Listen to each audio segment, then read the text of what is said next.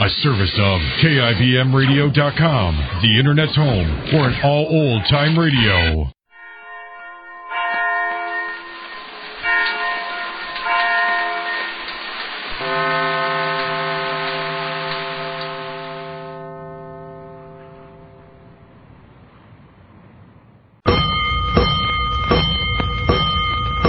Five bells. Stand by all stations. Attention, all districts.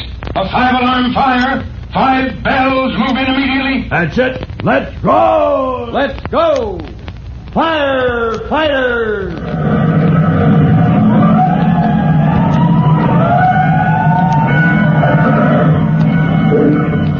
Presenting Firefighters, the true-to-life story of our unsung heroes who stand ready to ride by day or night against our most murderous enemy, the demon of fire.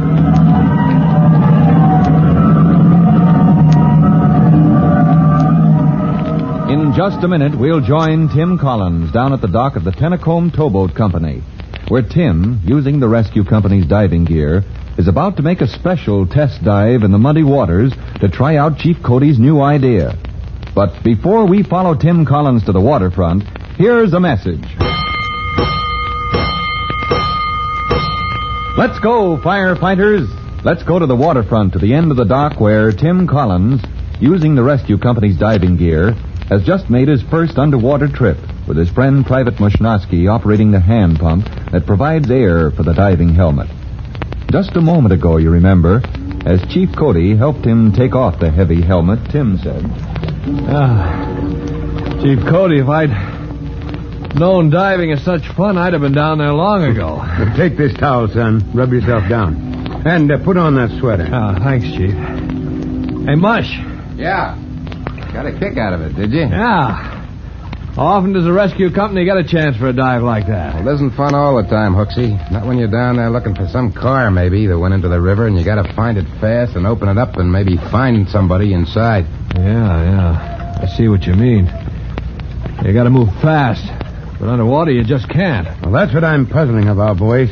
How to save time on a job like that. Yeah, but that magnet, Chief, how can that help? Well, here's how I figured, Collins. Oh, hand me that magnet, will you, Mushnosky? Yeah, here you are, Chief. Okay. It's the biggest one I ever saw. Yeah, big as a horseshoe. The biggest I could find in town, unless I borrowed an electric magnet from the metalworks. Yeah, well, you've got it fastened to a length of line, Chief. That magnet's powerful, but you don't think it's big enough to haul a piece of iron right out of the water. Hey, wait. Hooksy, the Chief's got something. Oh, like what? That magnet, that's for locating iron or steel, huh, Chief? That's what I hope, Mushnosky. Hey, you see, Collins, you throw it down into the water where something's sunk. Only it's all muddy and murky. Yeah, but what about grappling irons? Don't they find what you're looking for? Yes, in time, son. But maybe this can save us time. Because maybe it locates the car, whatever you're looking for, see? And if it locates things any faster... Well, let's find out. Chief, can't we test your idea? Well, that's why I'm here, son. Where's that sack full of scrap iron I brought? I'm sitting on it, Chief. Oh, okay. Well, dump it out, Mushnosky. We'll throw those chunks of iron into the water just to be sure there's something for the magnet to find. Yeah, I'll check it. Heads up, fishes. Look out below. Scatter them around, Mushnosky. Yeah, Chief, there's so much junk lying around down there you can't see from here because the water's so muddy, but there's no knowing what your magnet might find. Well, bring me anything it locates, Collins. Maybe there's so much old iron on the bottom of the river, this idea is no good at all. But, well, on the other hand... All gone, Chief. I chucked the iron all in the river. Now what? Well, just give me room. Back up, Hooksy. Yeah. Chief wants to swing the magnet on the line. Yeah. Give it a few twirls around my head. Get up some speed and let her go. Nice throw, Chief. Nice throw. Yeah. Now all you got to do is to drag her over the bottom. Yeah, I'll coil the line as you haul in it. Hey, you feel a pull? Got something? A bite? I mean, she sticks to something? Well, maybe it's just caught in some of that underwater junk. Let's see what happens when I try to pull it free. Gently now. Hey, look, it came free and it jumped back again. That's iron down there. Yeah. Chief, you picked up a piece of iron, but I never throwed any chunks out that far. Well, let's see what the Chief caught. You want me to go down again, Chief Cody? If you pass me the line when I get down the ladder... Yeah, that's it. I'll make the end secure to the dock and pass you the line. Yeah, and I'll trail it out to the end where the magnet's got hold of something. Come on, Mush, get busy on that hammer. Yeah, okay, Hooksy. I'll start the air coming. Yeah. Now, steady, Collins. I'll help you get the diving helmet on. He's getting air, Mushnowski. All right, he's ready to go down the ladder. What's the lifeline and the air hose, Chief Cody? Yeah, I'll keep them running straight. All right, boy. Down you go. Good luck. He can't hear you, Chief. Not in that helmet. Hey, look what he's reaching for. That line that's fastened to the magnet. And now he's rolling. Keep that air pumping, Mushnowski. He's at water level. Going on down. Yeah, now he's out of sight. Is he on the bottom yet? Can't tell, can you? No, this water's so muddy I can't... Yeah, there he goes. Lines are moving away from the dock. I wonder what he'll find down there. It sure wasn't one of the iron scraps I throwed in. We'll know in a minute. Now keep pumping that air. A few minutes later, Chief Cody carefully reels in Tim's lifeline and air hose as the young fireman begins his underwater trip back up to the dock. Keep pumping, Mushnowski. Here he comes. Can you see his helmet, Chief? Is he on the ladder? He's climbing up. Yeah. He's breaking water now. Great blazing blisters. What's up, Chief? What's he got? What did he bring back? It's like a bag full of mud. Here, pass it up to me, Collins. You can't climb with that bag to carry. He can't hear you, Chief. I know. Now, he passed it up anyway. Ew, what a mess. Look at this. Must have been down there for years. Must be iron or steel in it somewhere, though. Yeah. Check it on the dock. Better give Hooksy a hand. Yeah. All right. I got him. Easy, boy. One more rung. Steady. That's it. Now, let's get that helmet off. Okay, Chief. I'm out in daylight again. Yeah. All right, if I take off these boots and harness? Yeah, strip them off, Collins. You've had enough for your first day of diving. All right, Mushnowski. Secure the pump. Right, Chief. What'd I bring up? Yeah, what did you bring up? Huh? Is that mess the best you found? Whatever it is, there's metal in it. Oh, yes, sir. The magnet was fixed fast to the bundle. Hey, that's a sleeve. Sleeve? Yeah. Hey, you're right, Collins. This is, or was, the jacket to somebody's suit. Yeah. That's it. You can see now it's been balled up so as to make a bundle, and the sleeve's tied in a knot. It feels heavy, too. Yeah, cut the knot, Mush. You've got a knife. No, don't, boys. Oh, sir, that coat is so filthy with mud. Yes, I know, but we don't know what we have here. We better not rip or tear the cloth. It might be important. Let's see what the metal is. Maybe I can shake it out. Oh, wait a minute. Let me. I've got mud on me anyway. Okay. I got it. 3 packages wrapped in paper.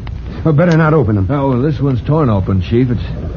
Good grief, what is it? Hey, it's a plate, Hooksy. It's a plate like printers use. You know, for printing cards and tickets and all like that. Yeah, some printer tied up his plates in a coat and threw them off the dock. Does that make sense? Now, look here, boys. This plate is too big to print cards or tickets from. Yes, I think we have stumbled across something important. Look here, Hooksy. Yeah, funny. Hold it to the light, and it's a picture of a piece of paper money, all backwards, the way they print things to come out right when the ink lands on the paper. But Look, these plates. Yeah? Only 2 things could have happened. Maybe the man at the government printing office, or wherever they got tired printing money, threw the plates away. No, I don't think it's that, Mushnowski. Me neither, Chief. So it looks like... Yeah, counterfeiting. Maybe somebody made these plates to print fake money. Right. But who threw them off the dock? Or maybe from a boat, and when? Maybe it was... Now listen, kid, this is police business. We're fire department. And me, I don't want any part. Yeah, but we found the stuff, Mush. Don't you want to know He's right, Collins. It's police business. This is one from McGurk, huh, Chief? Who? Detective Sergeant McGurk. He's the funny money man. Oh, the one that's a kind of specialist in counterfeit money, huh? That's the man. We'll take this find of ours to Tennecomb's office down at the end of the dock and put in a call for the police. All right, Hooksy, pack up. You're through diving for today. Yeah. Help me stow this tackle in the car. That's right. Pack up, boys. And meet me at Tennecomb's office. I'll go ahead and phone McGurk. Yeah, yes, sir. Be there in 5 minutes. Hey, Mush, I never knew the rescue company got into things like this. Not me. Count me out. I don't want any part of it.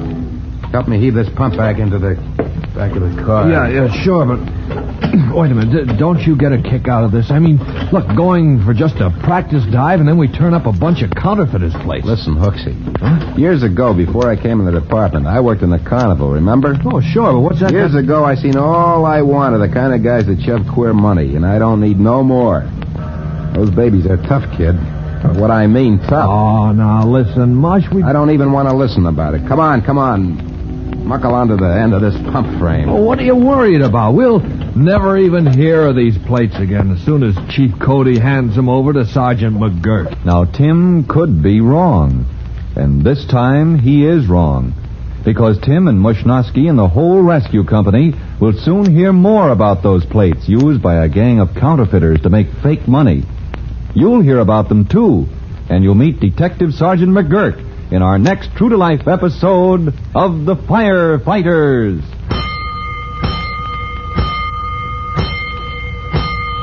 In just a moment, Chief Bob Cody will tell you, boys and girls, how you can help the firefighters in your own town. But first, here's a message you ought to hear. And now, Chief Bob Cody with a special notice for the Firefighters Brigade. Chief Cody. Hello, boys and girls. This is Chief Cody. And I wonder if you remember the 3 things that are needed for a fire. First, material that will burn. Second, a high degree of heat. And third, oxygen to feed the blaze. By the same token, if you take away the material, cool down the heat, or shut off the supply of oxygen, the fire goes out. And in one of these 3 ways, your firefighters knock down every blaze they meet. Sounds easy, but it's not always easy to do. Well, that's all for now. You'll hear from me soon. Fire Chief Cody and the young rookie fireman Tim Collins will be back on the same station the next time you hear... That's it. Let's go! Let's go! Firefighters!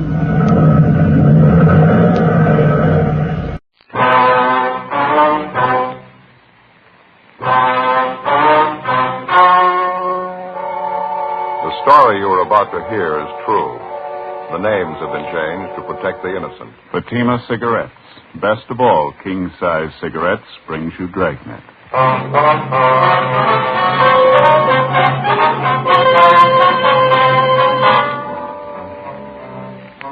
You're a detective sergeant. You're assigned to homicide detail. A 22-year-old girl has been abducted. Her family receives an anonymous message. The abductor demands $30,000 for the safe return of the girl. Your job? Get him. See the difference? Taste the difference. Smoke the difference. You'll find that in Fatima, the difference is quality. Quality that gives you extra mildness. A much different, much better flavor and aroma. Yes, in king-size Fatima, you get all the advantages of extra length, plus Fatima quality, which no other king-size cigarette has. Fatima, best of all king-size cigarettes. Definitely the best quality in its class, but the same price as the cigarettes you're now smoking. Remember, thousands of Americans are switching to Fatima, insisting on Fatima quality. So why wait? Switch to Fatima today. Look for the bright, sunny yellow pack. Buy Fatima. Best of all, king-size cigarettes.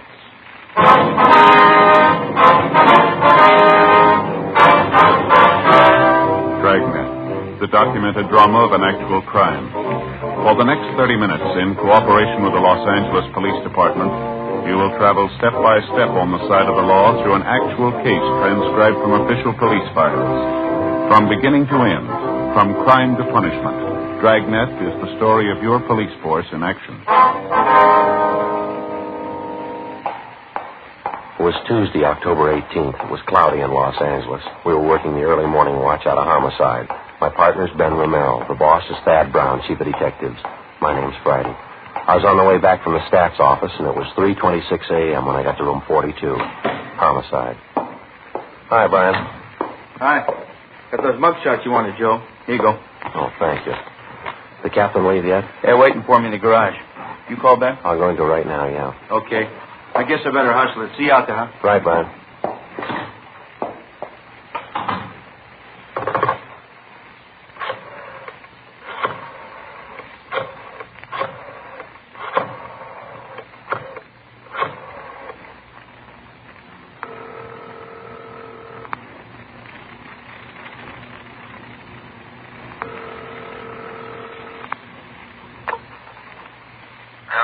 I'm sorry to wake you, Ben. This is Joe. How you feeling? Oh, hi, Joe. What time is it? 3:30 a.m. How's the sore throat? Oh, it's a lot better. Want to be back to work tomorrow. Well, we need you now, Ben. You want to be ready in about 20 minutes? I'll pick you up. 20 minutes? Okay, what's the matter? Man by the name of Martin Sullivan, official down at the Third National Bank. Yeah, what about it? He's got a 22-year-old daughter, or he had one. Huh? She's gone.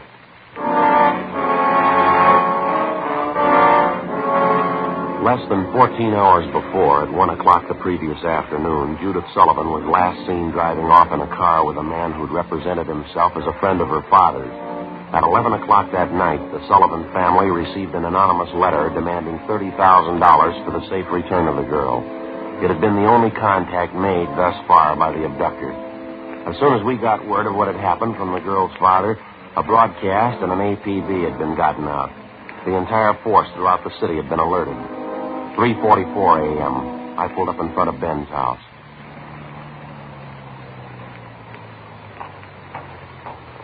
Well, good morning. Hi. You made good time. Where are we headed? The Sullivan home out on Castro Boulevard. Thad Brown's out there now with Brian. Any leads to go on? No, not so far. The girl disappeared a little before 1 o'clock yesterday afternoon. Note from the abductor came through last night. They're asking $30,000. Oh, I don't get it. Sullivan hasn't got that kind of money. Yeah, I know that. Poor guy's almost out of his mind. Mrs. Sullivan, too, they're all broken up. Fill me in. How'd it happen? Well, the girl was taken from a business school that she goes to. Man had her called out of class. He told her father was sick. Said he was a friend of the family. How about the teachers? What was their story? Well, they said the girl didn't want to go with the man at first, but he finally talked her into it, kept telling her father was dying. Yeah, lousy thing. Did he use a car? Yeah, blue sedan. That's all we know. Witnesses didn't get the make or the license number. Any description on the man? Yeah, they say about 5'9", 160, brown suit and dark hair. Is that all? That's it. Here's a copy of the letter that the Sullivans got. You can read it. It's the usual. All right, thanks. I have your daughter, Judy. Get $30,000 quick if you want her back alive. Don't call police or I'll kill her. Contact you later, signed The Wolf. Who's he kidding? I don't know. I could think of a better name. Here we are.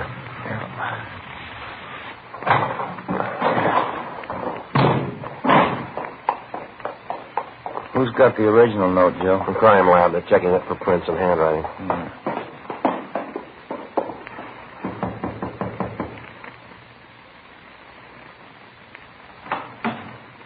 Hi, Joe Romero. In the living room. Thank you, Tom. That's the way I see it, Mr. Sullivan. You understand exactly what you have to do now? Yes, I'll do as you say. All right, sir. Here are the two men who will help you. Sergeant Friday and Romero, Central Homicide. All right, Mr. Sullivan. Reduce it. Mr. Brown, are you sure about all this? I keep thinking he might get frightened. He might do something to her. Believe me, Mr. Sullivan, it's the only way. I know how you must feel, but we can't do anything else. All right. I want to see Mrs. Sullivan first. Will you excuse me? I'll be ready in a moment. All right, fine. What is it, Chief? Any development? Back here, in the dining room.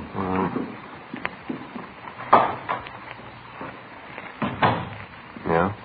That's it on the table. Second note from the guy. When did it come? Half an hour ago. The guy had it delivered by a special messenger. Used a plain envelope. Messenger kid didn't know anything about it. Doesn't remember what the guy looked like. Let's see, Joe. Yeah, I'll read it.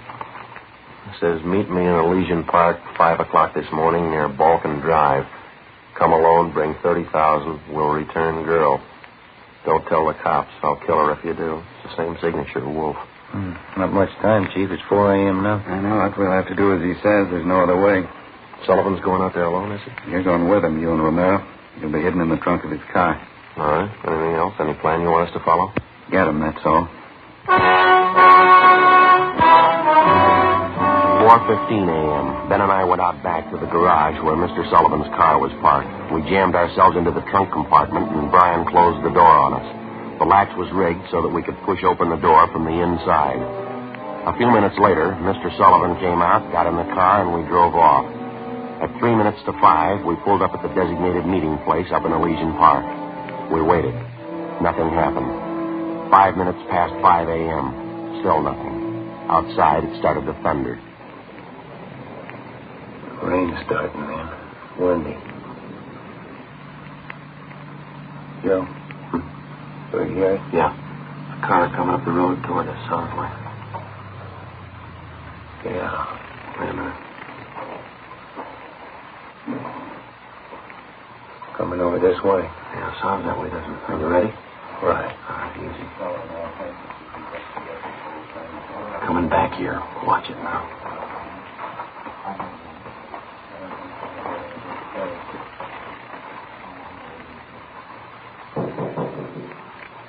Friday?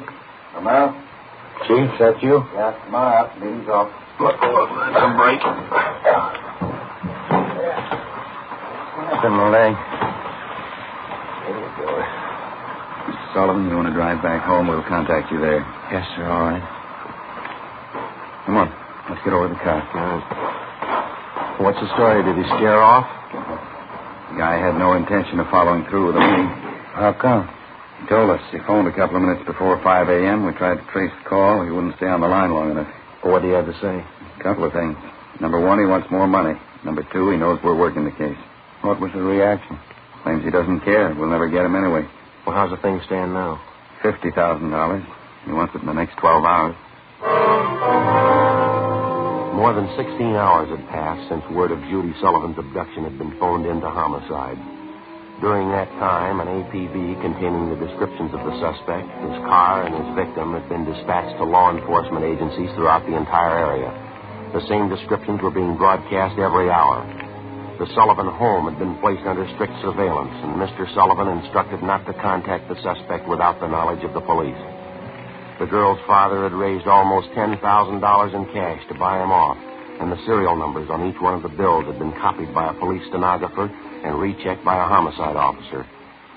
So far, the Wolf, as he called himself, had made 3 separate contacts, but he'd covered his tracks well. We knew he was somewhere in the city, 450 square miles of it. We knew we had to find him. 6:18 a.m. We checked back into homicide. What's doing, Brian? Here's a copy of the letter, fellas. Special delivery. Came in about 25 minutes ago. Let's see, Tom. It's the same handwriting, looks like. Check the postmark. Joe must have mailed it right after he grabbed the girl. Yeah, let me see. Stay away from Sullivan. If the girl's found dead, it's your fault. Stay away. Wolf. Can't seem to make up his mind, huh? They checking the original of this for prints, Tom? Yeah, no word yet. How about that second note? Anything on that? Uh-huh. Stahl lifted a couple of prints, running them through R&I.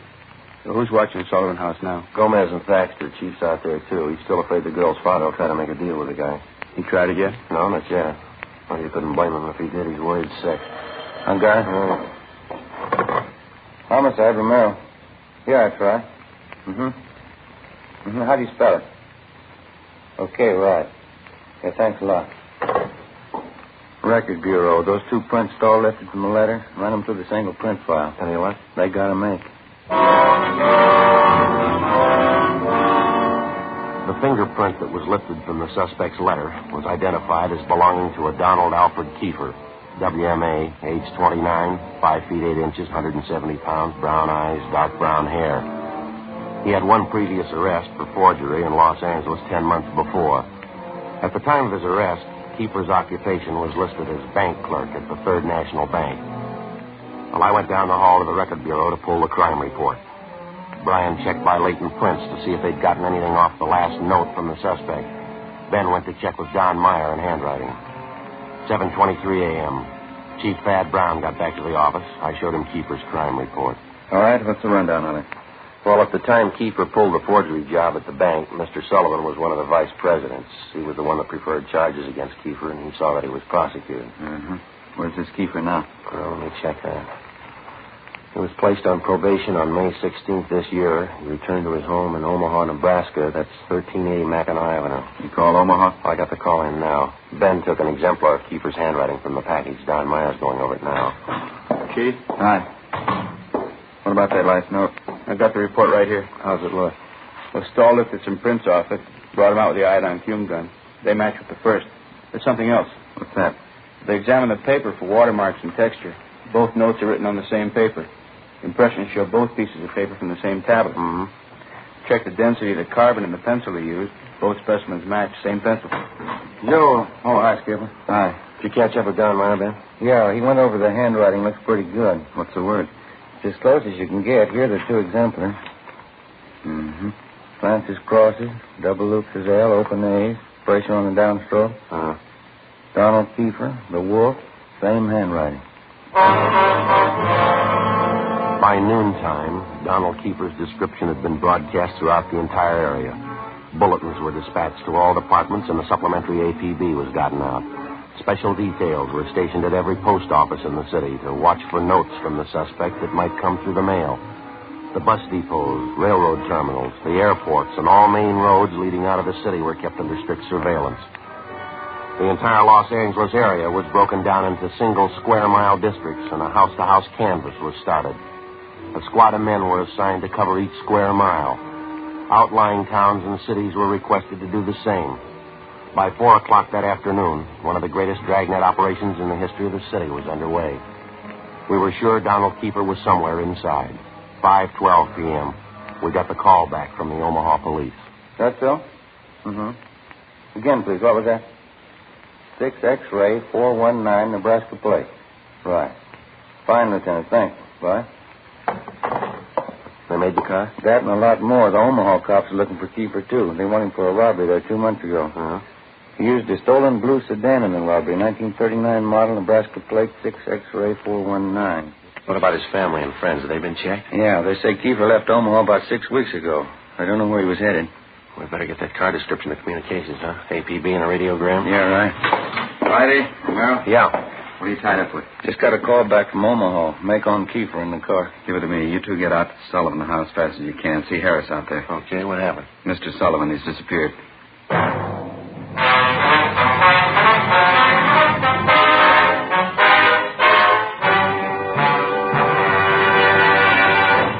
You are listening to Dragnet, authentic stories of your police force in action. Millions heard it, yet only 54 have written. Starting on Dragnet over 2.5 months ago, on September 20th to be exact, Fatima made a special money-back offer to more than 10 million listeners. The results? Amazing. Millions heard it, yet only 54 have written. If you smoke king-size cigarettes, listen to Fatima's famous offer. Buy a pack of Fatimas. Enjoy their extra mildness and superbly blended tobaccos. If you're not convinced Fatima is better than the king-size cigarette you're now smoking, just return the pack and the unsmoked Fatimas before January 1st, and we'll give you your money back plus postage. Fatima, Box 37, New York 1. Remember, thousands and thousands of Americans are switching to king-size Fatima, insisting on Fatima quality. So compare Fatima yourself. When you see the difference, taste the difference, smoke that difference, you'll switch to Fatima. Because in Fatima, the difference is quality. Look for the bright, sunny yellow pack. Buy Fatima. Best of all, king-size cigarettes.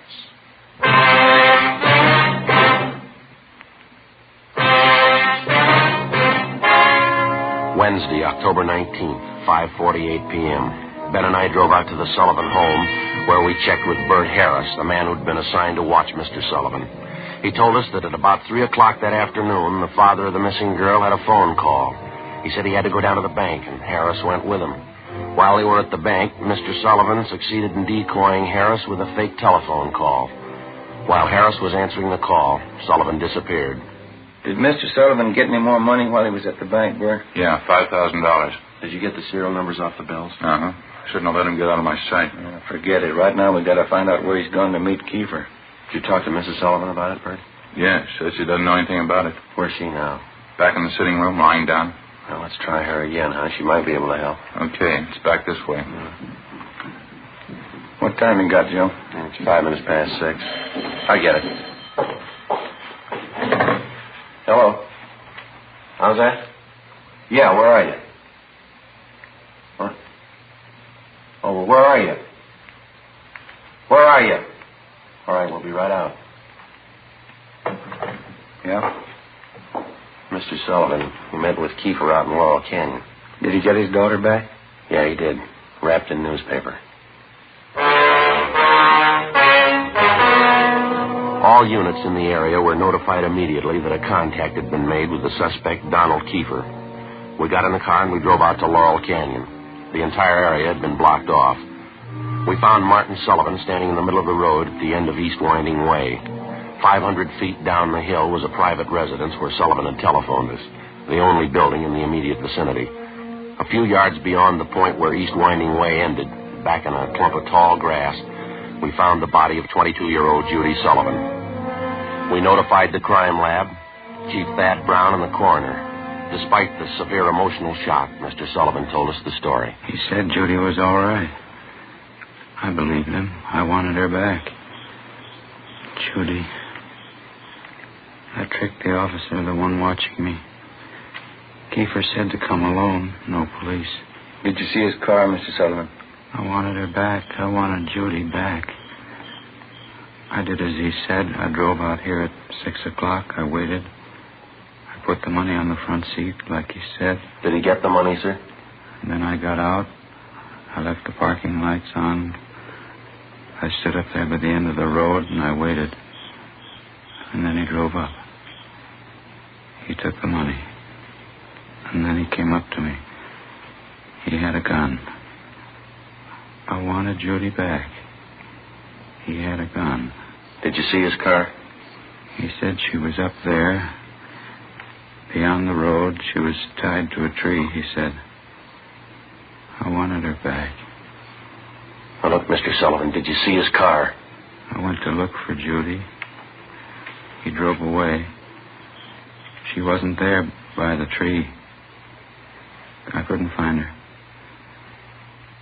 On the way back, I saw the money on the way. Yes, sir. Oh, Lord, let me find him. Oh, Lord, let me kill him.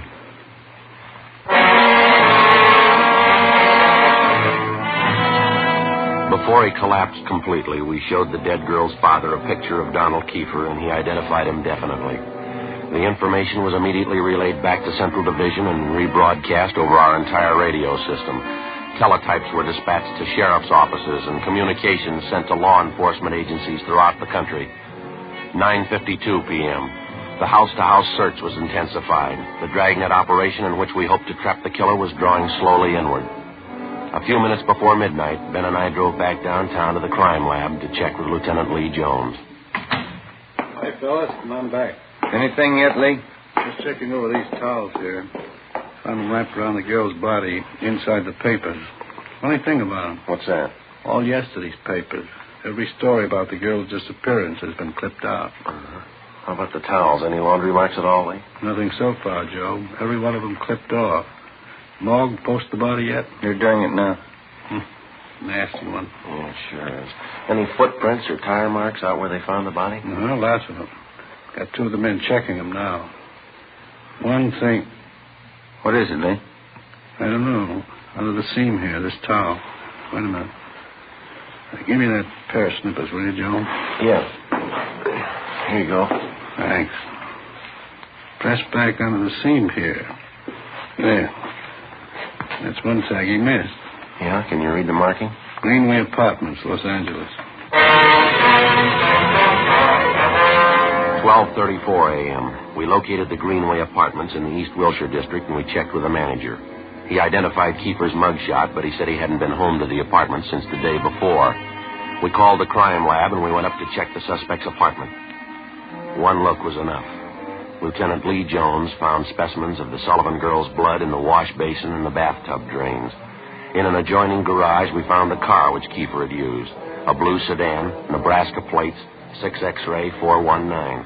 A cancellation of the want order for the car was issued and a stakeout placed at the apartment and the garage in case Kiefer decided to return. All that night and into the next day, the citywide dragnet went on. There was no sign of the killer. At 2 that afternoon, the first piece of ransom money showed up. It was at a used car lot on the corner of Beverly and Naylor Streets. 2 hours later, another piece of the money turned up at a busy downtown department store.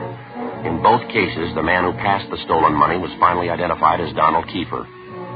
Details were strengthened in both areas where the money appeared. The search went on. 6:42 p.m. Ben and I got a call to meet Chief Thad Brown at the Hollywood Division Station. Tommy Bryan from Central Homicide was with him. This is the way it stacks up now. This pin map over here, this is where we're concentrating the search. this area here. How about the lead we had on him downtown? Didn't it work out? No, the last 20 minutes we picked up 3 possible leads on the man out in this neighborhood here. East of Vine, south of Franklin, west of La Brea, north of Santa Monica. Mm-hmm. More ransom money show up? You got it there, Brian. Read it off. Yeah. 5:35, Sunset and Highland. Newsboy thought he saw Kiefer crossing the street. 20 minutes later, a salesgirl in the diamond store up on Hollywood Boulevard thought she saw him. 10 minutes after that, he was reported seen near the intersection of Hollywood Boulevard and Las Palmas. You figure the reports are reliable? And they were all checked out. Didn't put too much faith in him till a few minutes ago. How's that? $5 bill was passed at a cigar store, Hollywood Boulevard and Hawthorne, ransom money. We've already doubled the number of men and cars in the area. Men stationed at every intersection to keep an eye on pedestrian traffic. We're covering everything. Streets, stores, covering the whole neighborhood. I'll get it. Homicide, Brian. Yeah, just a minute. You, Chief. Oh.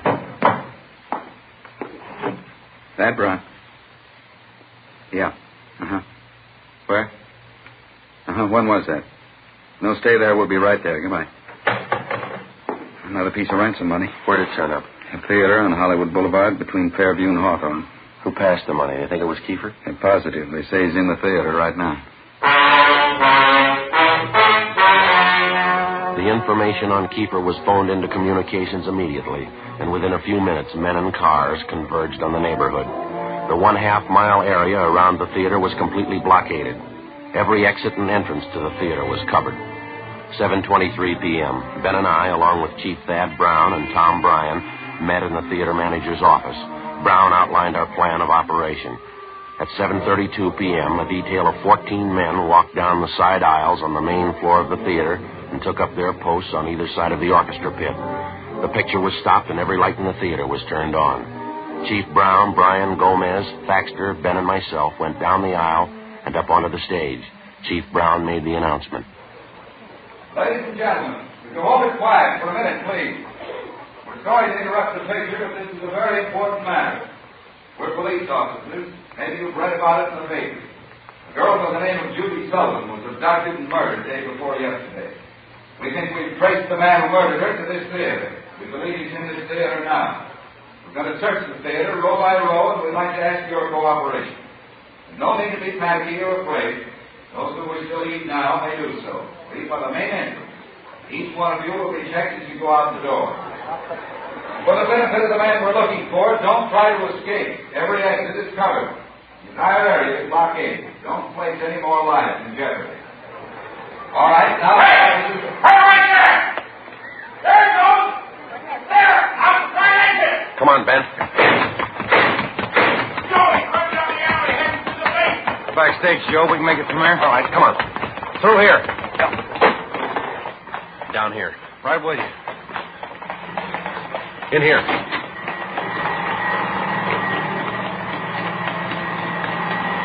Come on, over here.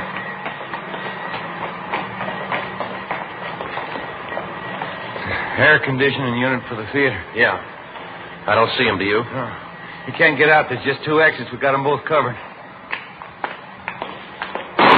Look out, there he is. All right, keep her, hold it. All right, throw your gun over here. Come on, throw it out. Okay, I got it. You got it, don't shoot. All right, let's take him. Yeah. All right. Okay, you got my gun. I didn't mean to shoot at you. You forced me to. Put the cuffs on him, Ben. Yeah, right. Get your hands off of me, Howard. All right, Keeper. Got the same for you, too.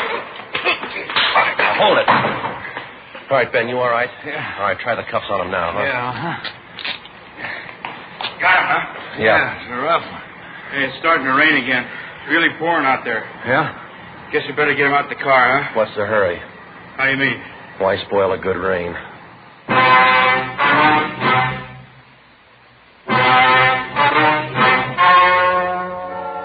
The story you have just heard was true. The names were changed to protect the innocent.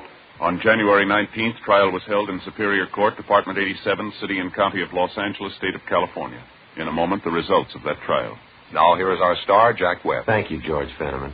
Friends, this Sunday evening, December 16th, Fatima brings you a television preview of Dragnet on Sound Off Time on NBC. Check your papers for the time.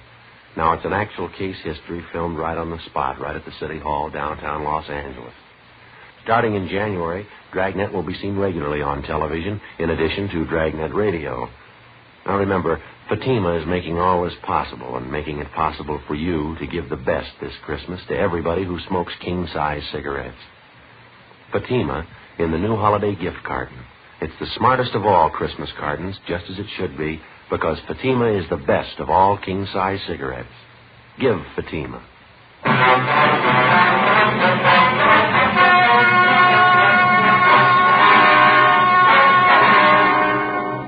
Donald Alfred Kiefer was tried and convicted of murder in the first degree, and on the recommendation of the jury, he received the death penalty. He was executed in the lethal gas chamber at the State Penitentiary, San Quentin, California.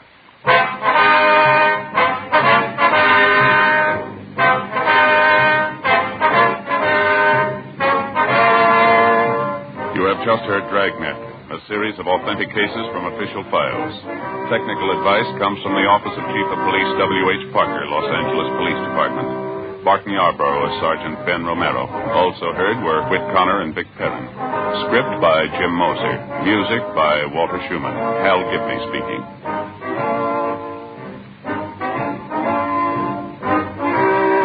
Fatima Cigarettes, best of all king-size cigarettes, has brought you Dragnet, transcribed from Los Angeles.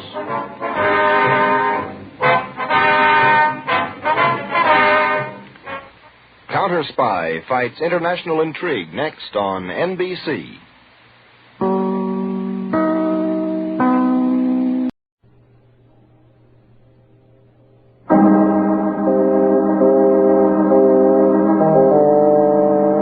My name's Regan.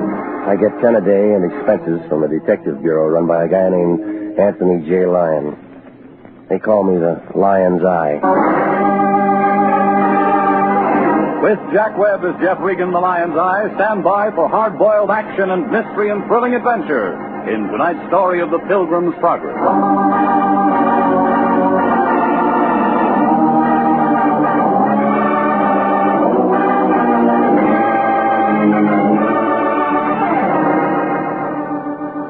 The Cosmopolitan Building, 7th Street near Olive, downtown L.A., a mess of granite thrown together by an architect who must have taken his degree on the rock pile at Leavenworth. It's up on the 3rd floor, room 308, right next to a credit dentist who shares his office with a collection agency.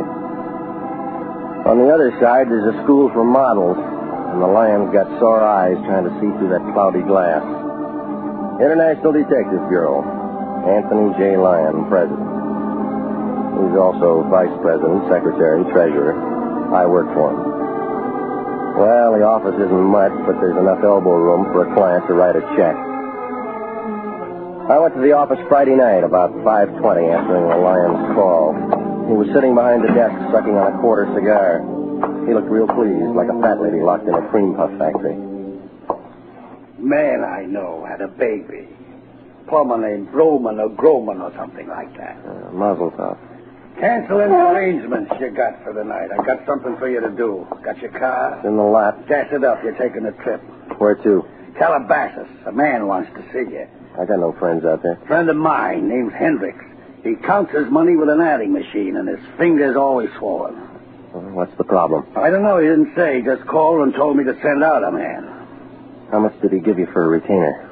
When an important man like Hendricks calls, you don't insult him by asking for money. Oh, stop it, will you? You're the kind of guy who'd steal pennies out of parking meters. That's enough, Regan. If one of them turned up empty, you'd sue the city. Here's the Hendricks address. Now get out there. All right. Regan. Yeah?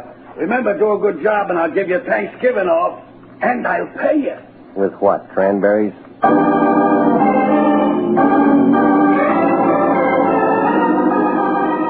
Well, I headed out Beverly and then up through Hollywood. You know, it's only November, but Santa Claus is breaking out all over the boulevard.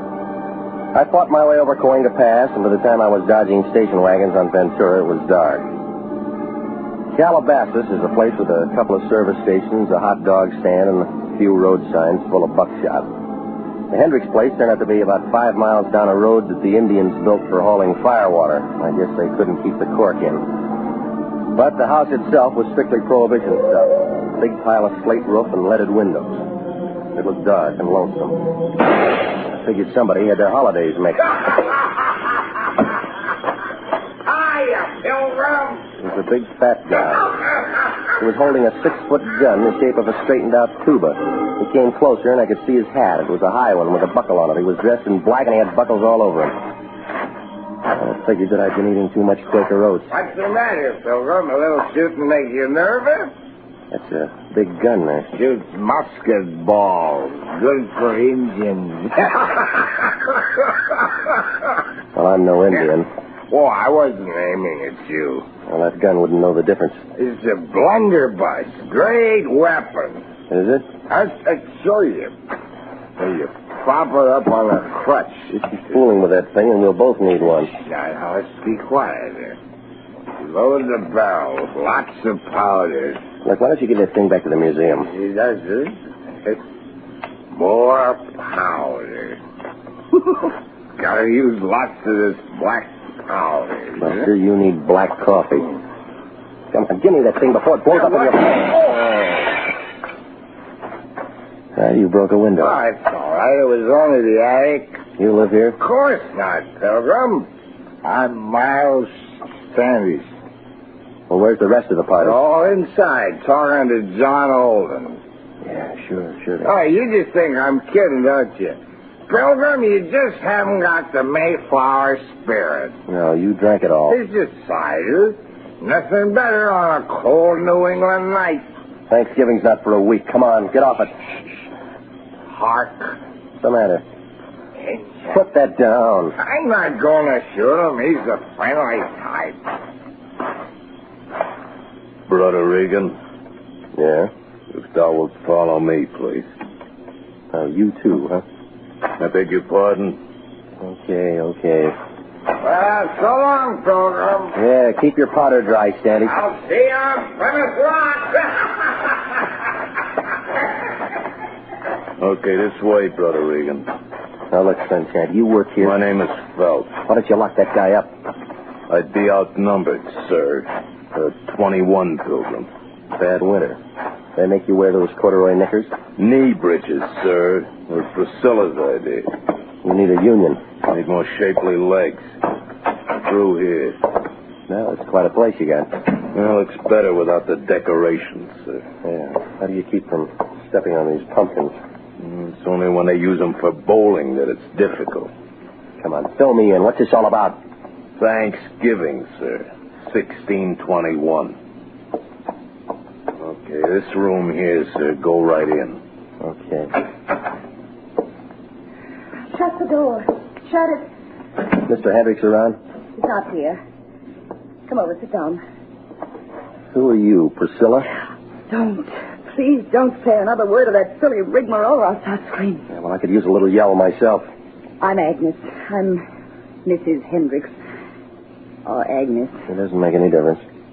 Does to my friends. Didn't I say sit down? Yes, you did, and I didn't. So you don't like the party, huh? I'm not much of a Puritan, Mr. Regan. Well, that Great Dane says the masquerade was your idea. Phelps is stupid. This goes on all weekend, Mr. Regan. It's called a turkey shoot. Oh, so that's it. Who gets the bird? The Pilgrim fathers. My husband's friends. They ought to be shot, every one of them. Yeah, well, I'm not from the SPCA. Oh, wait a minute, Mr. Regan. I like you. That's not the point. I won't bore you. Your husband might. Him. He's crazy, Mr. Regan. Crazy as the things he does.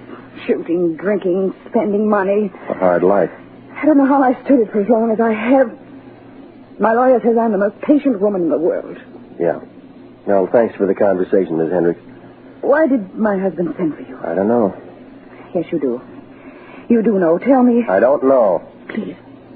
You don't realize what kind of a man my husband can be. I never met him. You don't know how much I need help. How lonely I am. Well, where is he? I'll tell you if you promise to come back to me. No, I'll write you a letter. He's out in the shed, other side of the patio. Thanks. I wouldn't act this way if I weren't so frightened. You don't know what it is to be frightened all the time. No, but I'm learning. I wish you'd stick around, Mr. Regan. Well, thanks, Miss Hendricks, but the pin feathers are a little sharp.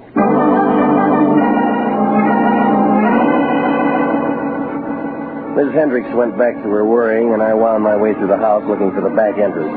My legs got tired before it finally showed on the other side of the pantry. It poured out into a flagstone patio as big as the Palladium. A walk took me to a shed. It was a 2-story redwood place that must have made a loud noise on the cash register, and alongside, fenced in with chicken wire, was a whole population of turkeys.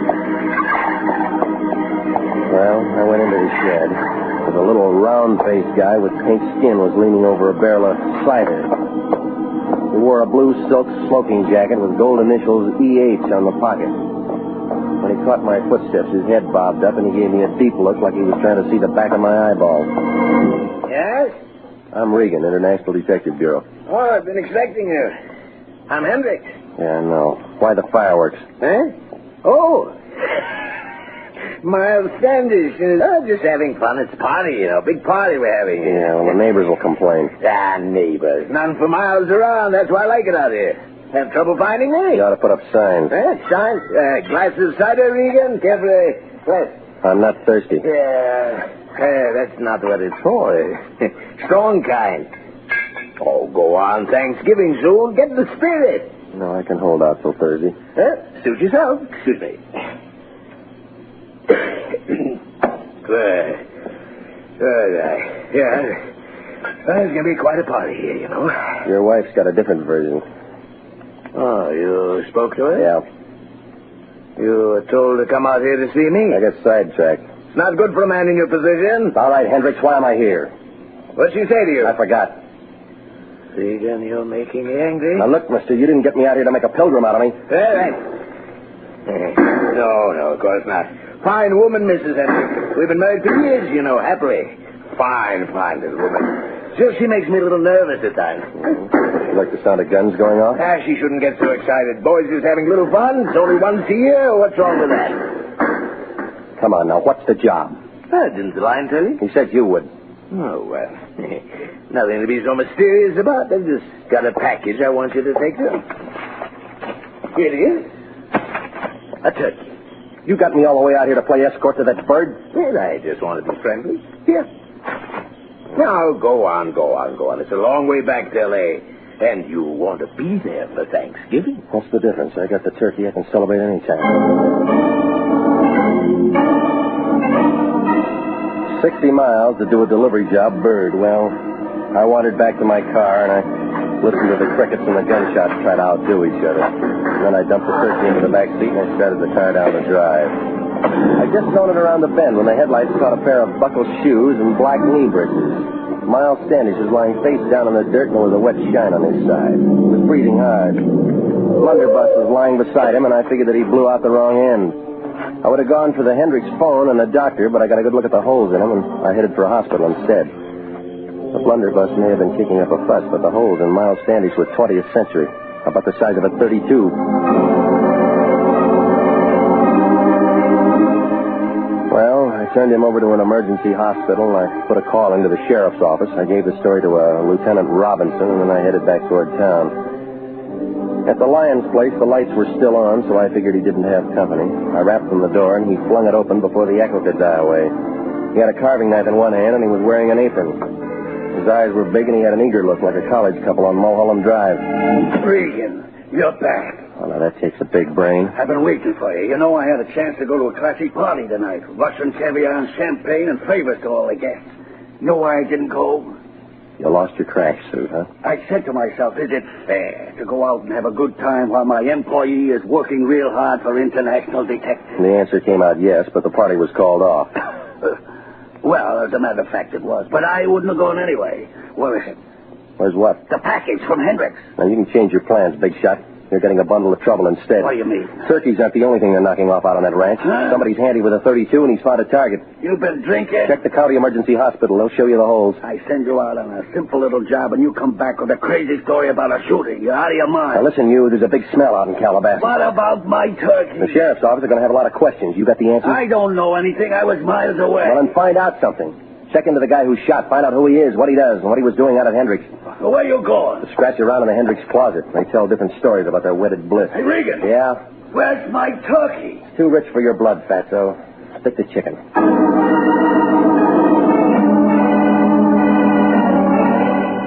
Well, I left him standing there with his apron hanging out. Miles Standish might get enough wind through that extra hole to say who shot him, but more likely not. Anyway, with the bucket load he had, he would have sworn it was the last of the Mohicans. But there was an angle of that Hendricks woman, even if it didn't show.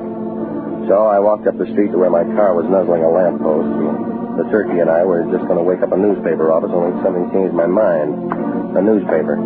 It was wrapped around a bundle, and the bundle was under a guy's arm, and the arm was shutting the door of my car. Good evening, Pop. Huh. Hi. Going somewhere? Sure. Find a place to sleep, that's all. Want a cigarette? Say, I don't mind if I do. Thought you was a bull for a minute. You mind if I take two? No, help yourself. My brother smokes too. And not much in the streets these days. Yeah, it's bad all over. Yeah, something ought to be done. Stick around, Pop. No, Sonny. You give me smokes. I don't hit you for cash. It's the rule I got. I'll make the touch. What's that? What's in the newspaper? Russia. Inside. The funny paper. Yeah, sure. Well, now take it easy, boss. The guy's got a right to his privacy. You weren't sleeping in my car. Oh, so that's it, huh? Yours, huh? Small world, ain't it? Yeah, come on, let's unwrap. No, it's Thanksgiving, Mac. Ain't you heard of Thanksgiving? I'm going to plug my ears. Give. Now, please, Mac, show me the spirit. Once in my life, both drumsticks. Now, stop it, you're breaking my heart. I mean it, Mac. Let me have it. I'll break the wishbone for you, Sonny. I will. You ain't got no use for all that meat, have you? Oh, you have, huh? Oh, so long, man. Hey, wait a minute. Hold it. No, let go of my arm. That was a pretty dance, but you should have changed your shoes. What's that? You didn't get those buckles in the bread line. Oh. Now, come on, change the record. Who are you? That's none of your business. Let go. I said talk. I will not. You're from the Hendricks place, aren't you? You're from the... Oh. Thank you, Phelps. That's all right. Got the bird? Sure. Let's go. Yeah. Nighty-night, Pilgrim.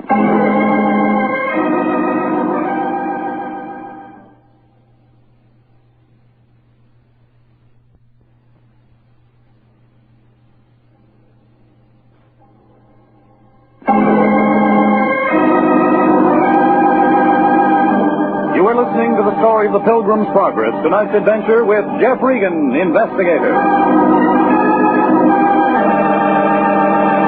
Commissions are still available in the Army Nurse Corps. Graduate registered nurses between the ages of 21 and 45 may qualify for service with this fine organization. If you are interested in joining the Army Nurse Corps and believe you qualify for a commission, apply to the Adjutant General, Washington, D.C. And now, back to Jeff Regan, Investigator, and the story of the Pilgrim's Progress.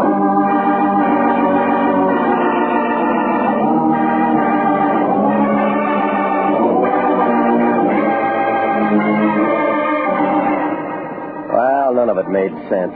The Lion sent me out to pick up a turkey on the Hendricks Ranch in Calabasas, and the Mr. and Mrs. were having an old-fashioned turkey shoot, and all the guests carried blunderbusses and dressed like pilgrims.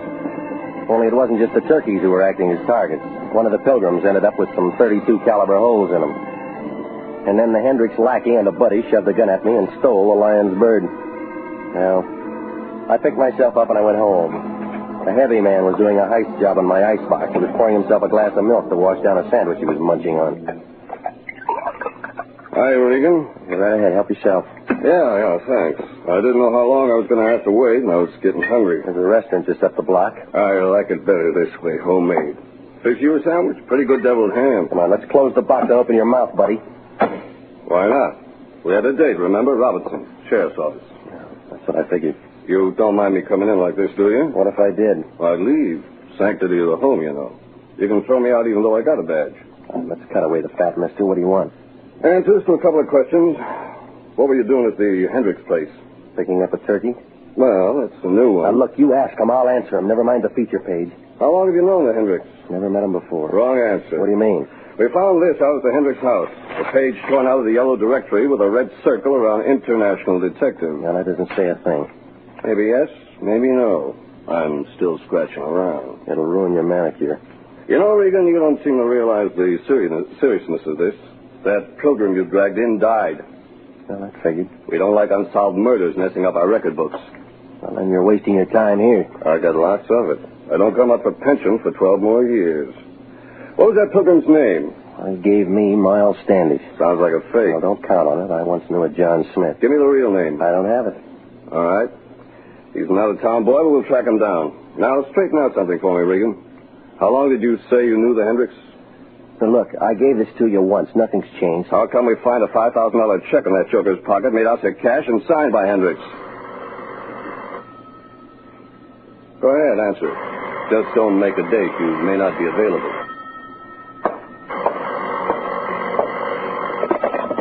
Yeah? Mr. Regan, this is Mrs. Hendricks. I must see you right away.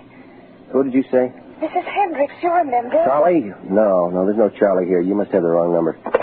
Sort of annoying, isn't it, Regan, when you get a wrong number late at night? Well, it happens. Sure it does. Happened to me once.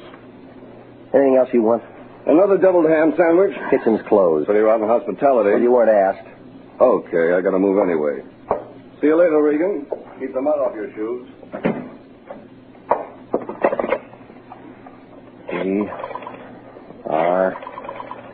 PR3408.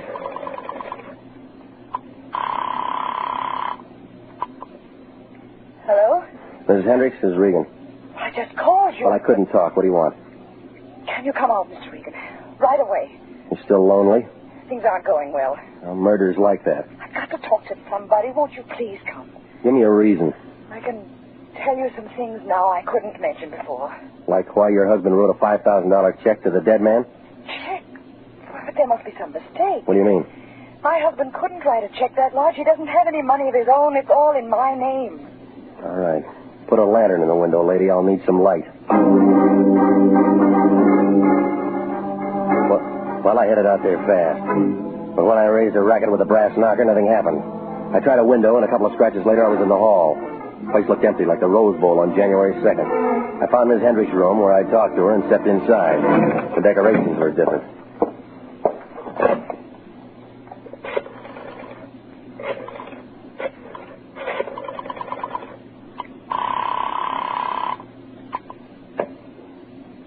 Sheriff's office. Robinson. This is Regan. I got something for you. It better be good. You're going into overtime. What do you mean? Bring some boys out to the Hendricks place with a wet rag. Somebody blew out Mr. Hendricks' fuse. Well, I backed out of the room and I made it to the bar trying to turn up a bottle. In the corner, something else turned up instead. Another dead body. The turkey Phelps and his buddy had stolen from me. Somebody real eager had done a carving job on it before it was even cooked. They'd torn it apart like they were looking for something. Well, it was morning before the sheriff's boys cleaned up the Hendricks mess when we got back to town. Robinson had a few more questions, but I was still short on the answers. Ballistics had one, though. Same gun did the job on both Miles Standish and Hendricks. That's all. Homicide was getting places in a hurry, like a snail hauling a piano. Well, the lion was waiting for me outside the sheriff's office, and he pulled me to the side. His eyes were lit up like a pinball machine, and you could tell he'd thought to send up a greenback. They tricked you okay, Regan? Good enough. No rough stuff? Oh, nothing that shows, no. Thinking we're in luck. I've been turning up things. We've been playing the wrong horse. Well, that figures you're good at picking losers. Hendricks is a piker, a social climber. He's a dead one. I'll send him flowers, but I'm telling you, he could only write checks for 5 G's. With a big bounce. Somebody else in this thing can write bigger ones. Well, let me guess who. Mrs. Hendricks, that's who. I tell you, Regan, it pays to keep up your connection. How high can she go? The sky's below sea level. What else you got?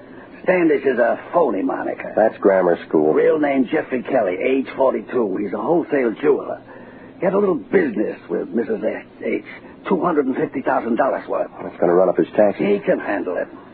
What did he do for her? I drew a blank, but he deposited her certified check in the bank yesterday morning. Mm-hmm. How does Phelps figure? I don't know. Well, who's the little man in the big overcoat? I can't do everything. You got to do some work, too. Yeah, sure. Now, find Mrs. Hendricks. Offer her the services of international detective at our usual nominal rate, but don't underplay it.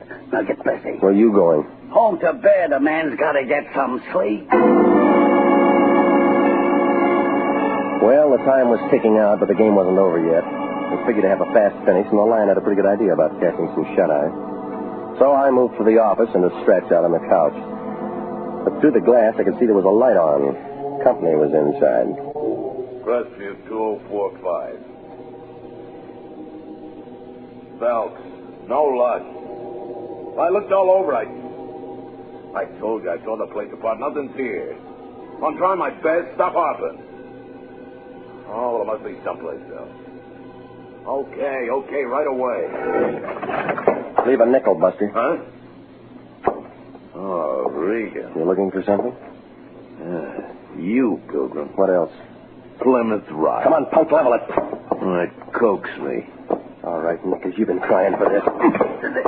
Now, what now? Well, it felt good to watch the big guy fall. He folded in like a steeple in an earthquake. When his head bounced on the lion's carpet, it figured he was due for a long sleep, so I went through his pockets. Ticket stubs from the prize fights, the gun, and a pocket knife I dumped into the safe. It was a pass to the Dons game on November 25th. He must have swiped that from his boss, and I filed that in the lion's desk for future reference. But this guy Phelps had taken orders from somebody besides Hendricks. I just heard him do it on the phone.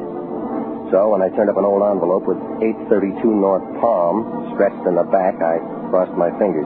He'd been calling a Crestview number, and the phone book said that I had a lead. North Palm was in the Crestview exchange area. So I called for the cops to sweep up Brother Phelps, and I climbed back onto my broomstick. I drove out through Beverly Hills. I wound up in front of a big Spanish house with potted $10 bills on the driveway. There was a new Nash sticking out of the garage, and I walked around to take a look. But honest John had beat me to it. Who's there? Now, stick around. I want to talk to you. Stand back. Stand back. You like cars, don't you? Maybe you want a hot rod. No, you don't. Get away from me. Hey. Well, it was the little turkey fan that I'd last seen in an overcoat. Phelps' buddy. He took out of there like a cow in deer season, so I let him go. No license. Well, I took a look around the car he'd been sniffing, but nothing showed except the registration. It said Mrs. Agnes Hendricks. I went to the house and rang the doorbell, and she answered. Oh, what's you? Mr. Regan. All right, I'll ask myself in. Yes, come in. Who are you expecting, John Alden? No, I'm glad to see you. You know, I don't like girls who break dates. Oh, that. Yeah, that's one thing. I couldn't help it. I couldn't wait for you to come all the way to Calabasas. You got impatient on the count of a body in the house. You saw him? Yeah, after I tripped over him in your room. I didn't do it. Did I say you did? You've got to believe me. Relax. I look like a jury. You got multiple vision. Oh, Mr. Regan, I was so frightened. I didn't know which way to turn. We've been through all that woman driver routine. You don't like your husband. You wanted to get rid of him. But only in Reno. All right, now let's get back to page 1. You gave 250 G's to a jeweler named Kelly. You bought a rock. What? A rock, Plymouth Rock. It's a diamond. It's got to be. Well, why'd you do it? Who'd you buy it for? Myself. My lawyer said I should get it for myself, that's all. He likes you pretty, huh? No, it was a community property thing. He said I could keep my husband from knowing how much money I had when he asked for a divorce settlement. Only hubby got wind of the deal. I guess so. You're making sense. Only why did he write a check to Kelly? Well, it was a small one. It must have been for a paste imitation, don't you think? That's not my business. Keep dealing. I mean, maybe he planned on switching them and getting my real one. That's been done. He actually did it. Because all through this, there's been a diamond in the place where I always keep it. All right, you got a strong boy, Phelps. Had him out looking for the real diamond. What? And the other guy, the old man, was out in the garage. No. Phelps tore up my office, phoned here to you. Mr. Regan, now, look, there's been 2 guys killed. Mr. Regan. Good evening, Pilgrim. Where's your overcoat? Stand still, please. Yeah, my foot's in a crack. Mr. Regan, this is John Alden. Oh, can it, will you? I've seen him act one part already. That's true. Mine is the only name that's real. This is my house, Mr. Regan. Lawyer? Yes, I came here to see him, Mr. Regan. I just got here before you Be did. quiet, Agnes. Well, I got it all now. You won't keep it. Phelps took his orders from you. It's a waste of testimony. You started this. Spotted the gem switch. Figured to cash in. You're losing your chip. Shut up, will you? I got aces. Hendricks outfoxed you. You never found the real diamond. Hive in the hand draws blood. Mr. Alden, don't... Now, you keep out of this, Agnes. She's not in it. You are. That's all, Regan. All right, come on. Drop it. Drop it. Go with that.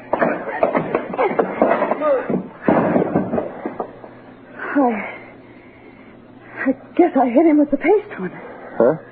Look, the diamond, it broke. Yeah. It was just luck. I have the other one, too. I thought Alden was honest. I came to tell him I found it in my husband's cider. Well, that tears it. Come on, Priscilla. That docks the Mayflower.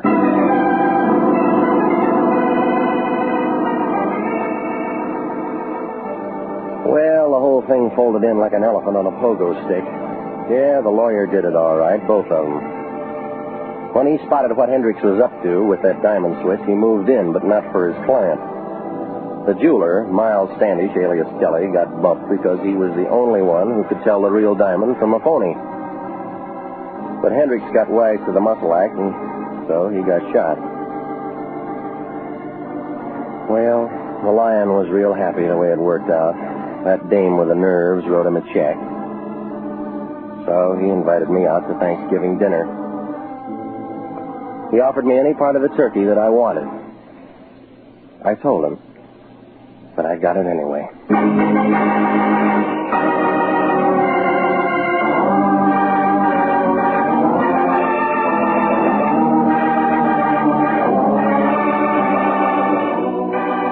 Jack Webb is featured as Jeff Regan with Herb Butterfield as Anthony J. Lyon.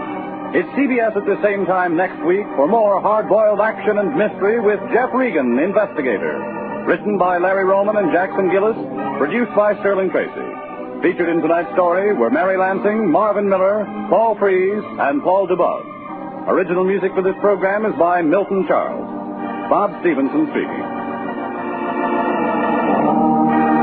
This is CBS, the Columbia Broadcasting System.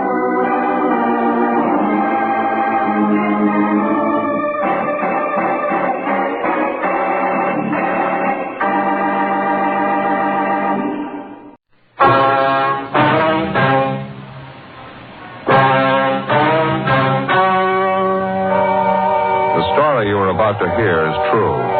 The names have been changed to protect the innocent.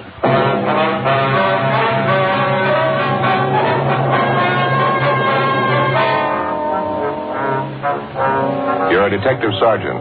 You're assigned to homicide detail. A small boy is reported missing from his home. His age, 9 years. Foul play is suspected. Your job? Find him.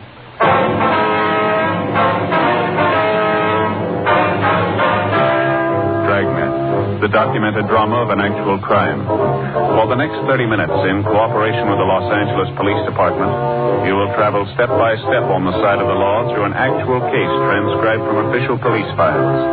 From beginning to end, from crime to punishment, Dragnet is the story of your police force in action. It was Thursday, December 22nd. It was cold in Los Angeles. We were working the night watch out of homicide. My partner's Ben Romero. The boss is Thad Brown, chief of detectives. My name's Friday. I was on the way into work, and it was 3:55 p.m. when I got to room 42. Homicide. Hi, Joe. Ben?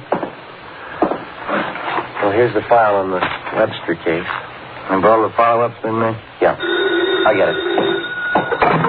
Homicide, Friday. This Levinson, Unit 113J. Got something for you. Yeah, Harry, what's doing? Doherty and I are out here on Commerce Avenue, 4656, trying to track down a 9-year-old boy. Yeah, what's the story? The kid's missing, suspicion of foul play. How long's he been gone? About 2 hours. Looks like a job for homicide. How do you figure? The kid was last seen playing in the backyard of his home. Yeah? We checked over the yard. Did you find anything? Bloodstains, lots of them. They look new. Ben and I left a message for Chief of Detectives Thad Brown, and then we went over to the crime lab, picked up Lieutenant Lee Jones, and drove out the Arroyo Seco Freeway to Collis Avenue. It was an average neighborhood. Number 4656 was a one-story green stucco residence situated on the corner of Collis Avenue and Harrison Drive. Beyond the backyard was a tract of undeveloped land covered with scrub oak. Harry Levinson from Highland Park Juvenile was waiting for us in front of the house. Go back this way, fellas. Coming, Lee? Till I get my bag. Who notified you that the boy was missing, Harry? Mother said she went out to do some Christmas shopping about 11 this morning, left the boy home. Mm-hmm. She came back about 2 this afternoon. He was gone. What's the name? Johnstone. The kid's name is Stanley, 9 years old. Mm-hmm. Was this gate open like this when you got here? Yeah, I haven't touched a thing. Here are the stains over here, Lieutenant Jones, along the edge of the walk. See? Yeah. Let me see. Yeah, quite a few stains, huh? Yeah. Looks like it might be blood. Try some benzidine on them. There we are. See what happened. Where's the kid's mother now, Harry? In the house. Doherty's talking to her. Did you talk to any of the neighbors? People next door, the ones on this side. They couldn't tell us anything. Here it is, fellas. Yeah, Lee. These spots I covered with benzidine, they're turning blue. Blood stains, all right. You can't say definitely whether it's human or animal blood. Do you have to go back to the lab to run it through? Yeah, biological precipitant test. Hand me one of those glass files from my bag, will you? Yeah, sure. Okay, here you go. Thanks. Scrape some flakes off for a test. There we are. How soon can you tap the blood for us, Lee? Precipitant test won't run more than 20 minutes. It'll take 3 or 4 hours to run a blood grouping, though. That's it. Anything else you want to check? Levinson, anything else? Oh, yeah. Right here in my handkerchief. Empty shell. That marker over there by the rose bush? That's where I found it. From a 22, huh? Yeah. Might tie in, might not. Mark it and dump it in this envelope, will you? Mm-hmm. There you go. There you go. Did you get a missing broadcast on the boy, Harry? Doherty did about a half an hour ago. Here's a description here. Thank you. Will Mother know about the blood stain? No, we didn't tell her. She's worried enough already. She has no idea what might have happened to her boy, huh? No more than we do. She checked all her friends and relatives. We're covering the neighborhood. No trace so far. Not much to go on. Blood stains. Empty cartridge. Yeah, it could mean 100 things. Any ideas, Frank? Just one, and I don't like it.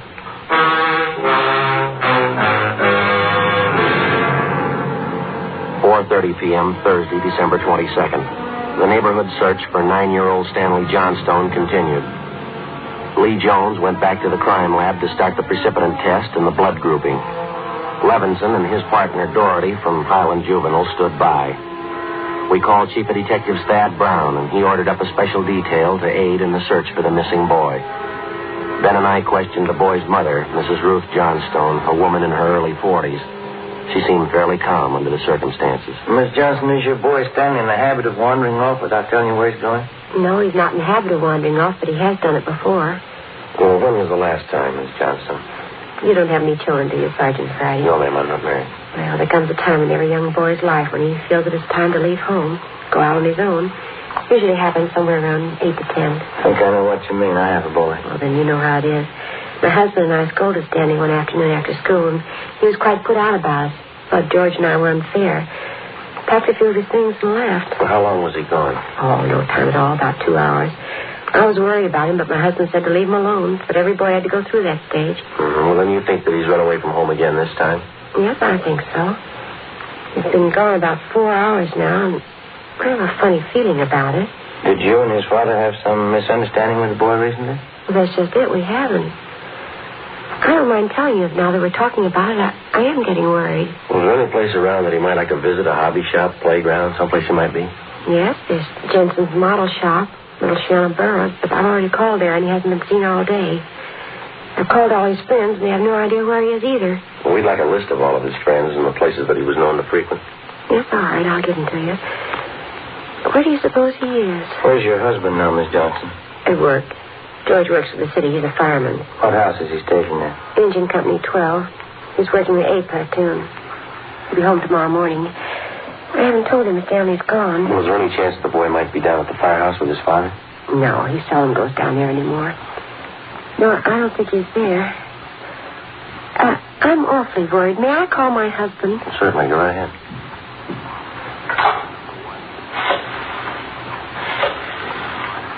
I know George will be worried. Engine Company 12, please. Stanley's been gone too long. Hello? May I please speak with George Johnstone? This is Mrs. Johnstone. Thank you. Oh, I hate to call George at his work. Yes, ma'am. Does your husband own a gun? Yes, he does. What caliber, do you know? It's a .45 automatic. You got it knock. George? This is Ruth. George, is Stanley down there with you by any chance? Oh. No, I can't find him anywhere. He wasn't here when I came home from doing my shopping. There are 2 policemen here. No, I said there are 2 policemen here. No, dear, I'll call you if we don't find him soon. All right, dear. Yes, you too. Goodbye. I didn't think he'd be with George. That .45, is that the only gun in the household? Yes. Why are you asking about guns? Has anything happened that you're not telling me about? No, ma'am, just routine checking. We'll have to take a look at that .45 if you don't mind. Maybe I should tell you we do have another gun in the house, but it's all wrapped up. George bought it for Stanley's Christmas present. What if we could see it, please? Yes, well, will you have to unwrap it? Yes, ma'am, I'm afraid so. It's in the closet. Thank you. We had to hide it. Let me see. Look, here's the paper it was wrapped in. Stanley must have found it. It's gone. You see, here's the gift card and the box the gun came in, the rifle. I wonder if I could look at that box, ma'am. Thanks. How about it, Joe? 22 caliber. Thursday, December 22nd, 5:15 p.m. It was getting dark. The search for the missing boy continued. We checked the list of Stanley Johnstone's friends. None of them or their parents had any idea of his whereabouts. We talked with Levinson again. He'd been in touch with the detail combing the neighborhood. They'd found nothing. We went down to Collis Avenue and 10th Street, the service station on the corner. One nickel, Joe? No, I got one. Will you watch the fan? Yeah.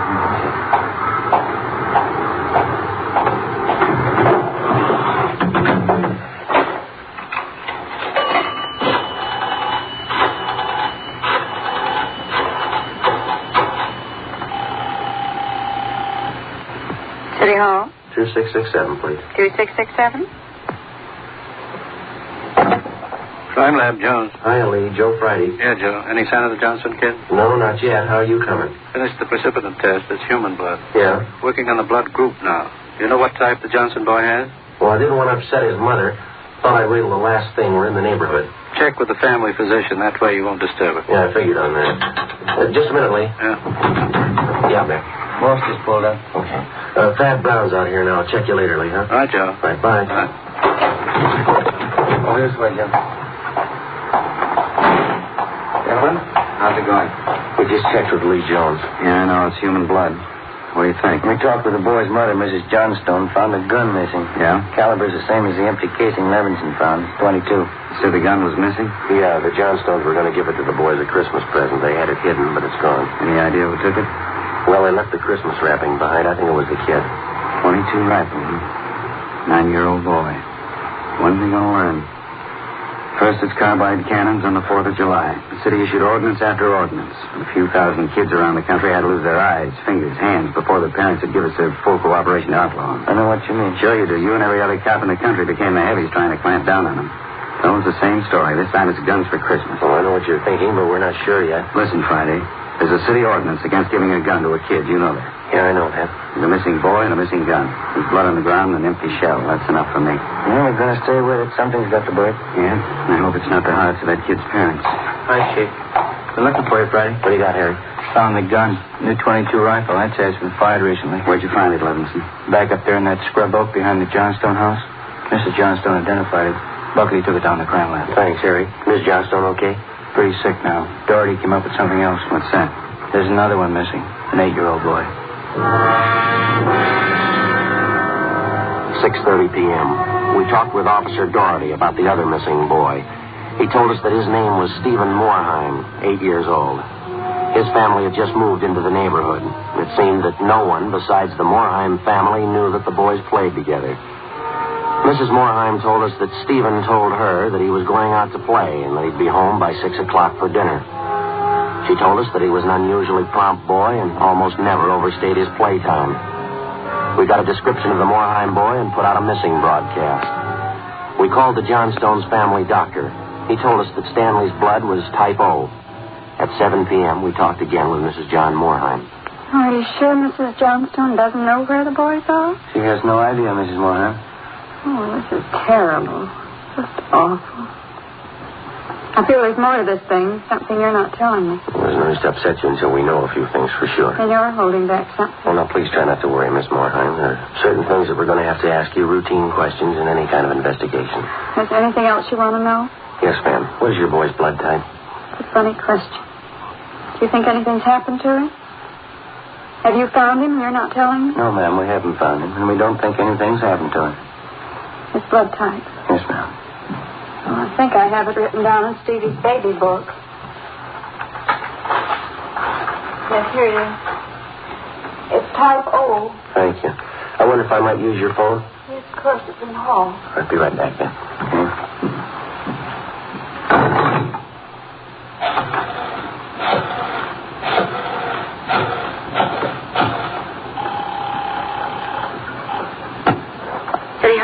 2667, please. 2667? Crime Lab, Pinker. Hello, Ray. This is Joe Friday. Is Lee there? Just a minute, Joe. Take 2, Lee. Jones speaking. Checking back, Lee. Did you get the blood types on the 2 missing boys? Yeah, both type O. So are the stains, Joe. Type O.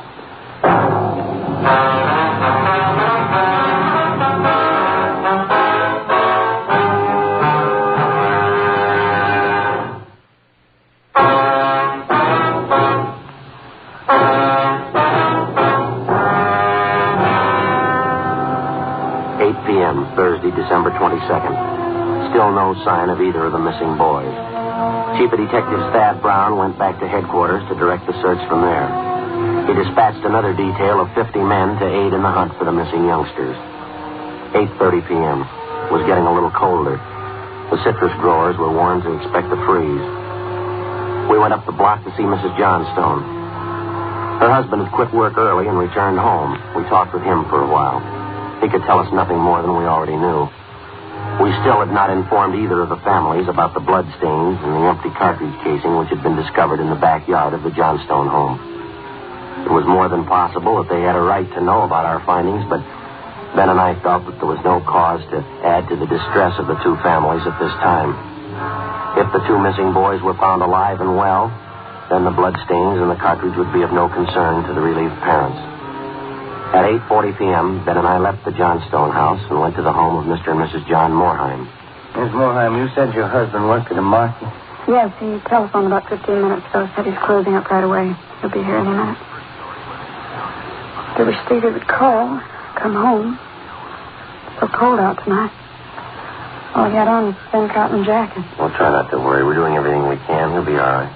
Stevie's father's such a sensitive man. He and the boy are so close. I know he's terribly upset. Now, you're sure there's no place that you might have forgotten, someplace where the boy might be? No place. No. If anything's happened to the boy, it'll just kill John. No. You sit still. I'll get it, Miss Moore. Joe? Yeah. The Johnstone kid, he's been found.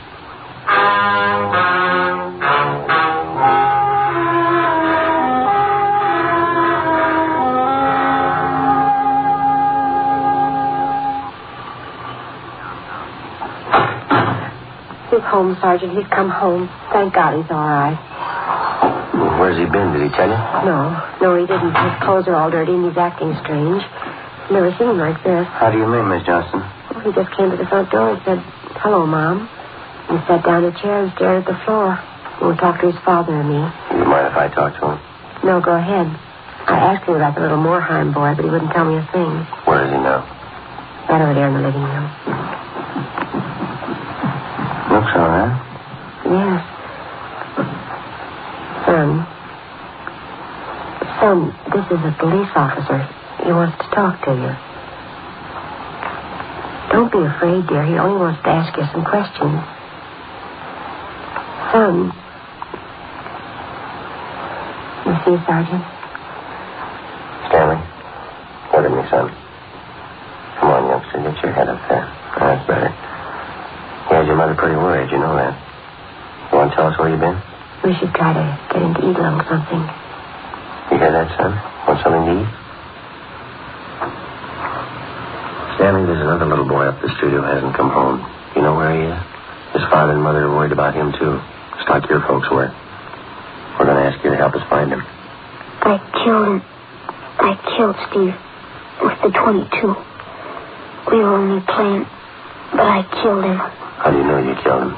Maybe he's only hurt now, isn't it? No, he's dead. I know he's dead. The gun went off, and we forgot we put bullets in there. Where is he, Stanley? I hit him. I was scared. I didn't want anybody to find him. Where did you hide him, son? In a cave up on the hill. I didn't mean it. He was my pal. You want to show us where, Stanley? Yes, I'll show you. Please, don't send me to jail.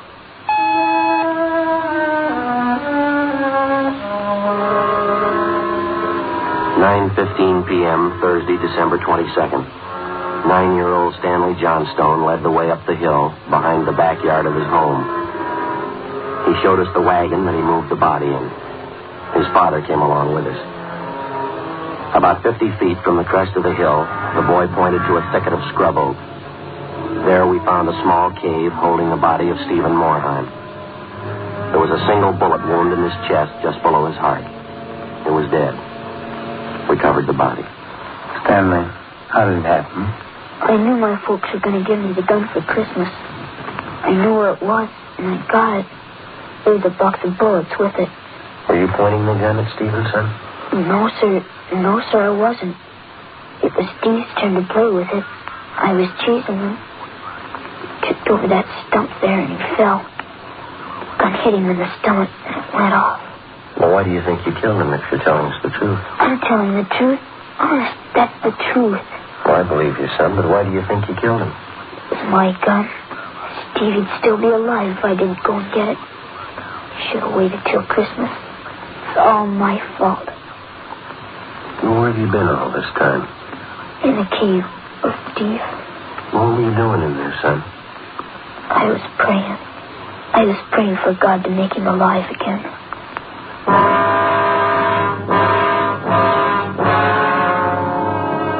After a thorough investigation, Ben and I were convinced that the shooting of Stephen Morheim was accidental.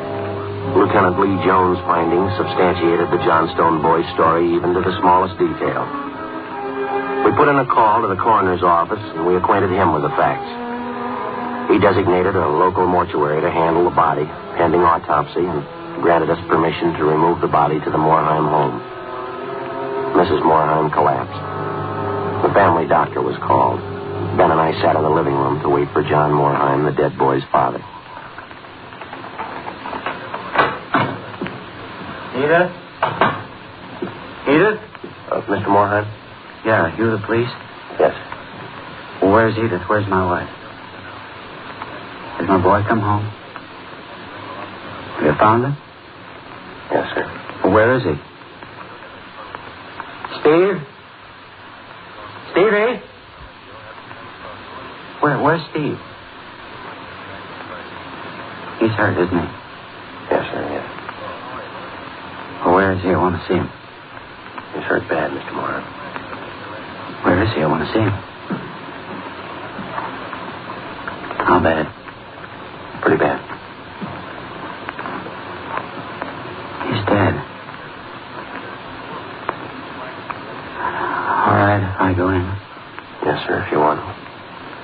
Will you go with me? Sure. Don't make it any harder on yourself, Mr. Morheim. I want to see my boy.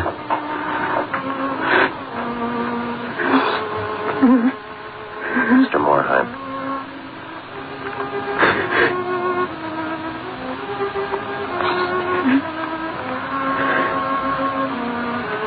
Listen to me, son.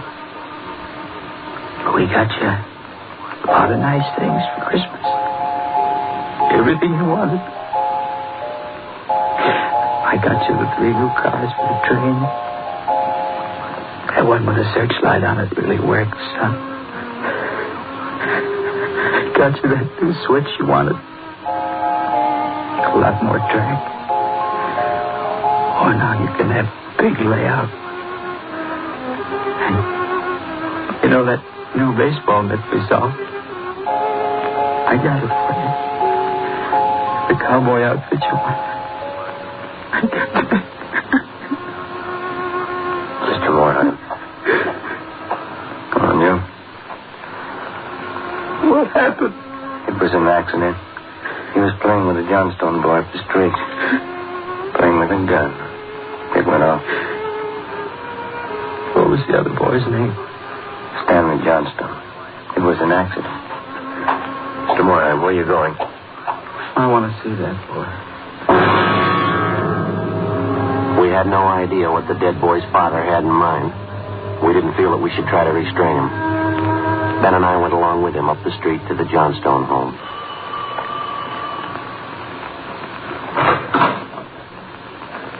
I'm Stevie's father. Where's your boy? I'm sorry. We bought the rifle. We were going to tell him not to use it unless his father was with him until he learned how to treat firearms. Where's your boy? Right here. Won't you come in? It's all right, Miss Johnstone.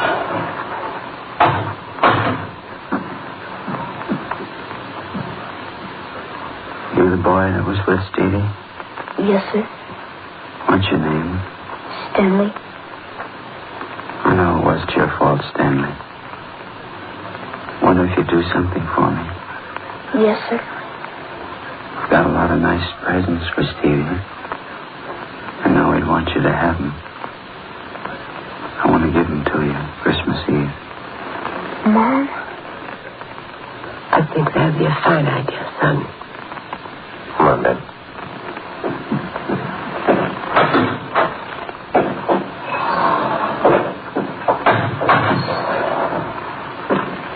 Well, what's it all prove, Joe? You don't give a kid a gun for Christmas.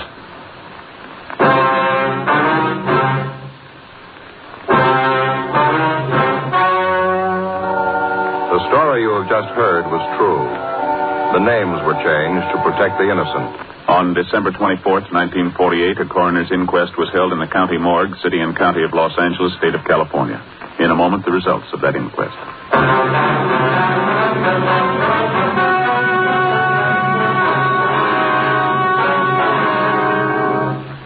At the coroner's inquest, it was officially recorded that Stephen Morheim's death was the result of an accident. Stanley Johnstone was absolved of any legal responsibility for his friend's death.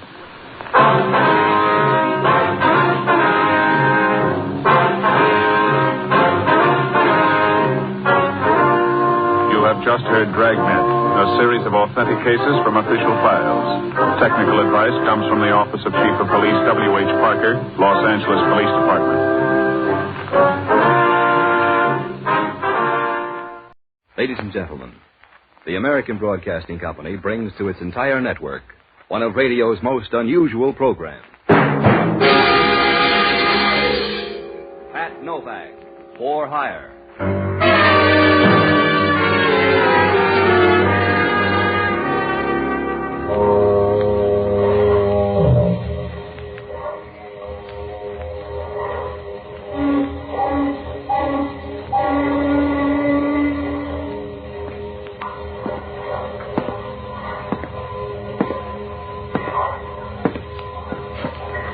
Sure. I'm Pat Novak. For hire.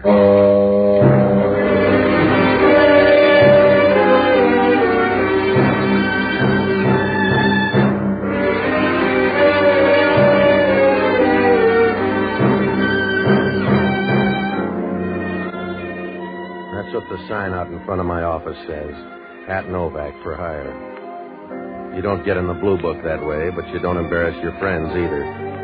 Because down on the waterfront in San Francisco, they don't separate the good and the bad.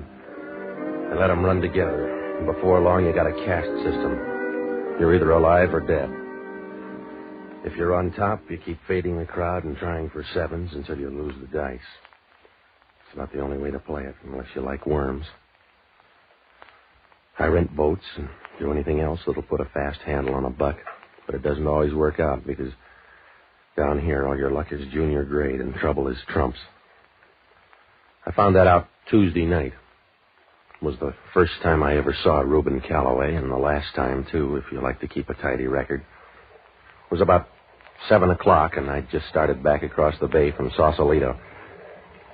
You could still see Mount Tamalpais squatting on the Marin shore, light brown near the top, but dark and black farther down, like a cupcake that's been in the oven a little too long. A low fog was beginning to squeeze in on the far side, so I kicked in the searchlight, and that's when I picked him up. He was struggling feebly with his face near the water, and he was almost bald, so that when the light hit him, he looked like a cantaloupe that somebody got tired of. I pulled alongside and started to haul him aboard. He brought most of the bay with him. Help me. Please help me. Yeah, well, wait till I get a hold of you, will you? Come on. There. Sit down. No, here. Lean against the gunwale. Yeah, thanks. Is the water red or you been shot a little? Do you have to know everything? No, it's your load. Carry it, mister. Yeah. Move your feet. I gotta get us ashore. If you like it, go ahead. But don't hurry for me. Well, if you feel that way about it, pick another spot to die in. Go back in the bay where you'll have company. You've got to help me. I want you to get in touch with a girl named Alma Biggs. Yeah? You'll find her at the Empire Club out on Geary Street. My name's Rubin Callaway. Tell her about me. She'll pay you for it. What'd she do, collect bodies? Just give her this key. It's for a locker down in the bus station. Now, look, Pop, you don't know me. Suppose I use the key. You can't spend it. You better take the money. All right. Just see Alma and tell her it didn't work out. It didn't work out for me at all. I guess that's right, huh? On the big things, you're 100%. I don't need a check. Oh. Here, set up. I told you I don't want you dying in here. Stop beefing, fella. You don't have all the bad luck.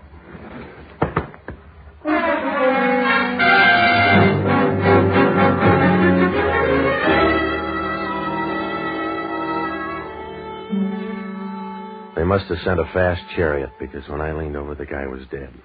And he was working hard at it, too. He was a skinny little guy, all bent up and twisted in the bottom of the boat like an old paper clip. It wouldn't do any good to straighten him out because he wasn't going to sleep easy. His eyes were open and rolling around at the sky as if he was on the make for a star. And the skin hung loose around his face so that when you touched it, it felt like an empty baked potato. I pushed him into a corner and started for Pier 19. When I got there, I hauled him on the dock and went down to call homicide. Must have been about 8:30 when I took a cab out to the Empire Club. It was a gambling joint out on Geary Street where they cut their whiskey and cards in different rooms. I asked the guy at the window if he knew Alma Biggs, and he pointed her out by the roulette table. She was wearing a white satin evening gown, and as I walked up behind her, I noticed she moved in rhythm with the roulette wheel. It was interesting. If it had been a merry-go-round, they'd have pinched her.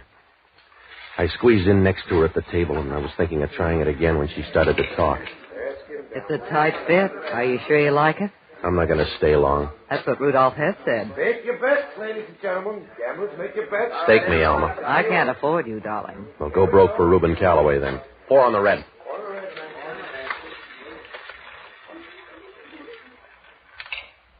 I ought to keep you for luck, darling.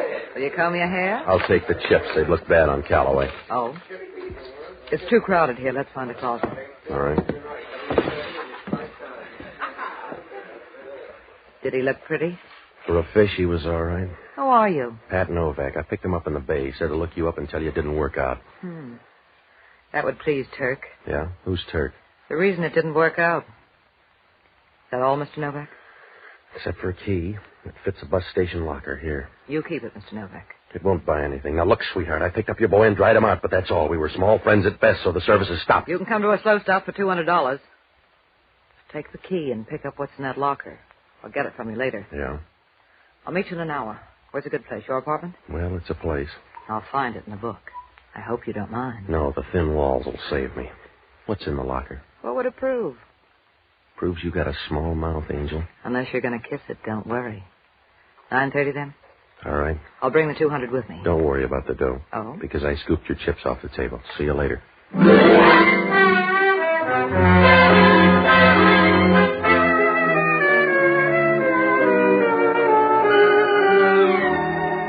She stood there watching me as I walked over to the cashier's window. Oh, she gave you a nice warm feeling like a Bunsen burner in the middle of your back. And as she stood there in the center of the floor smiling, you knew she could turn a glacier into a steam bath at 400 yards. A nice little mouse that made you want to go home and test all the old traps. Well, I cashed in her chips, and the boy at the window shoved out 200 rocks in a pained look as if he'd just handed over his right lung. I got a cab and rode down to the bus station at 7th and Market. There were a few people sitting at the counter and a couple of old men on the benches waiting for somebody to get up and leave the funny papers. I went over near the wall and opened up the locker. It was a long trip for a small package. It was a square manila envelope and there was an address up in the corner. Rubin Callaway, photographer. I squeezed the envelope and it felt like photographs, but I wasn't sure. I started to close the locker when I turned, and then I tumbled for the first time. It's like getting a drop of rain on your hand before you ever look up at the sky.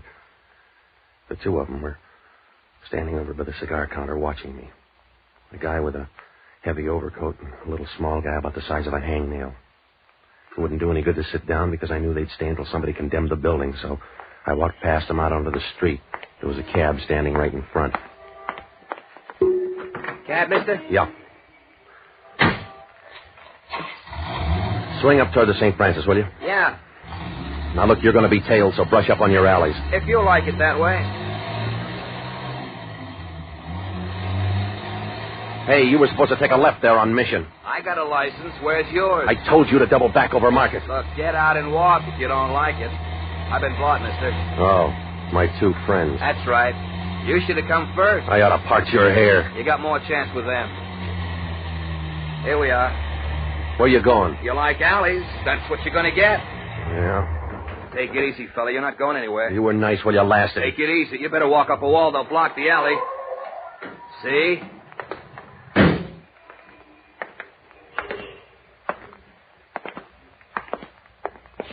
Crowded alley, huh? Yeah. Give me the envelope so we can all get out. Can Junior help you? Give me the envelope. There. Now let's see it. Yeah, it's still sealed. You all through? I don't know. I'll see. You like him, Joe? No. That's the way it is, mister. He don't like you.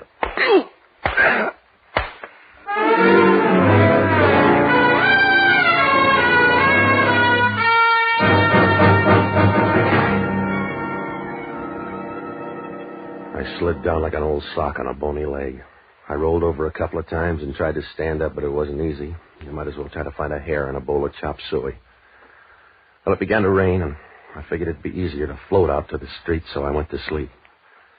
When I woke up, the rain hadn't helped the alley much.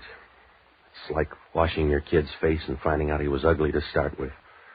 The mud had washed up against the walls, and there was a thick, sour smell, and down the alley across the street there was a part of a sign sticking out that said Eats. And that isn't what you felt like at all. I started groping around to get up, and my hand hit the pictures. They were scattered all over like clothes in a boarding school. I picked them up and started for the street. On the way up in the cab, I got a chance to look at them, and they didn't make sense. There were 6 of them, and they were all just about the same, a bunch of mob scenes of that fire over in Oakland. I didn't have time to figure it out because the cab pulled up in front of the St. Francis, and I went in to call Alma Biggs and tell her the party was off. Part of that alley must have come with me, because when I walked into the lobby, the doorman looked at me as if I'd just blown up a nunnery. I tried the number once, but nobody answered. I decided to wait 20 minutes and call again. That was a mistake, because I just got in the booth and started to dial when somebody started rapping on the door with a nickel. It was Hellman from Homicide. Hello, Novak. Come on out. You can't get a date in that suit. What do you want, Hellman? Come on out. You're a hard man to find. Well, you don't look in the right places. I'm a family man. Tell me about the dead guy. I don't know, Hellman. He died in my boat. That's all I know. He didn't say anything? Just sentimental stuff. His name's Rubin Callaway. Somebody threw him in the bay without instructions. I don't know a thing about him except he takes pictures. Yeah? Oh, wipe off the drool. They're not your kind. Who are his friends? He's got new ones by now. I don't know, Hellman. How about that guy up in your couch? Huh? I just left your place. How about that guy on the couch? There's a gal up there, but that's all. Does she wear suspenders? Huh? Then take my word, it's a man. And you're going to tell me he's dead, Hellman. No, I'm not going to tell you he's dead, Novak. He may be a soft breather.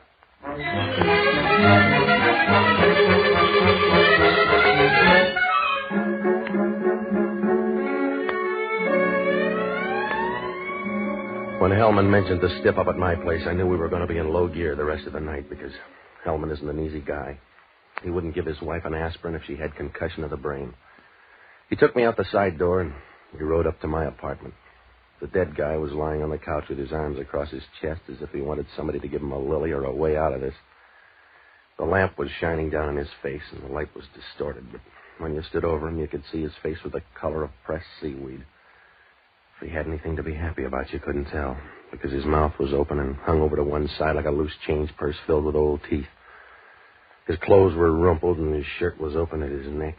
You could see a chain around his neck and a silver medal in the dull light against his chest. It looked out of place and made you feel funny, like seeing a picture of a Madonna in a bowling alley. I watched him while Hellman made noise. He still looks like a man. Yeah? Who is he? George Leggett. What does that prove? Who his mother was. We're checking for a record. The gun, too. What gun? One was lying here on the floor. I want to know if it's the same gun that killed Rubin Callaway. Well, you'll need some prints. Anybody can buy a handkerchief. Where were you tonight? In an alley down near Mission Street. You like it down there? It's all right. You'd like it. I got shoved in and pushed around for these pictures. They don't look like the right kind of pictures. Well, I can't explain that, Hellman. Maybe they took the good ones. How do you fit in? Callaway gave me a key to a locker down in the bus station. It was for a girl named Alma Biggs. And the girl sent you down? That's right, with $200 running money. If you want to know about Callaway, look up a guy named Turk. Turk what? I don't know, Hellman. Maybe he's only got one name. Maybe the other was Stinker. You got a police file. Look him up. The girl mentioned him. That's all I know. We'll look him up. But I'm not going to forget you. One guy's dead on Pier 19. Another up here in your apartment. You're mixed up, Novak. There's a connection. I'll shop around till I strike it. You couldn't strike oil in a filling station. You got a double murder. Shop for a pair of people. I'll shop far enough to get you, big shot. Far enough to see you fry. Well, you got the lard for it, Hellman. If you keep your mouth shut now, you can hold in the blood. Oh, Hellman talking. Yeah? Where'd you find out? That'd make it easier. You sure the same gun killed them both? Yeah. Yeah, I'll be in. Well? Huh? Oh. Wrong number, Novak.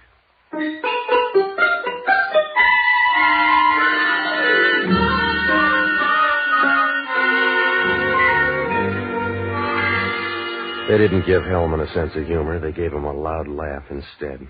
When he walked out of my place, he was smiling like a funny man who's just exposed Santa Claus. I didn't feel very funny myself. I took another look at those pictures, and I was as mixed up as a guy with a Mexican divorce.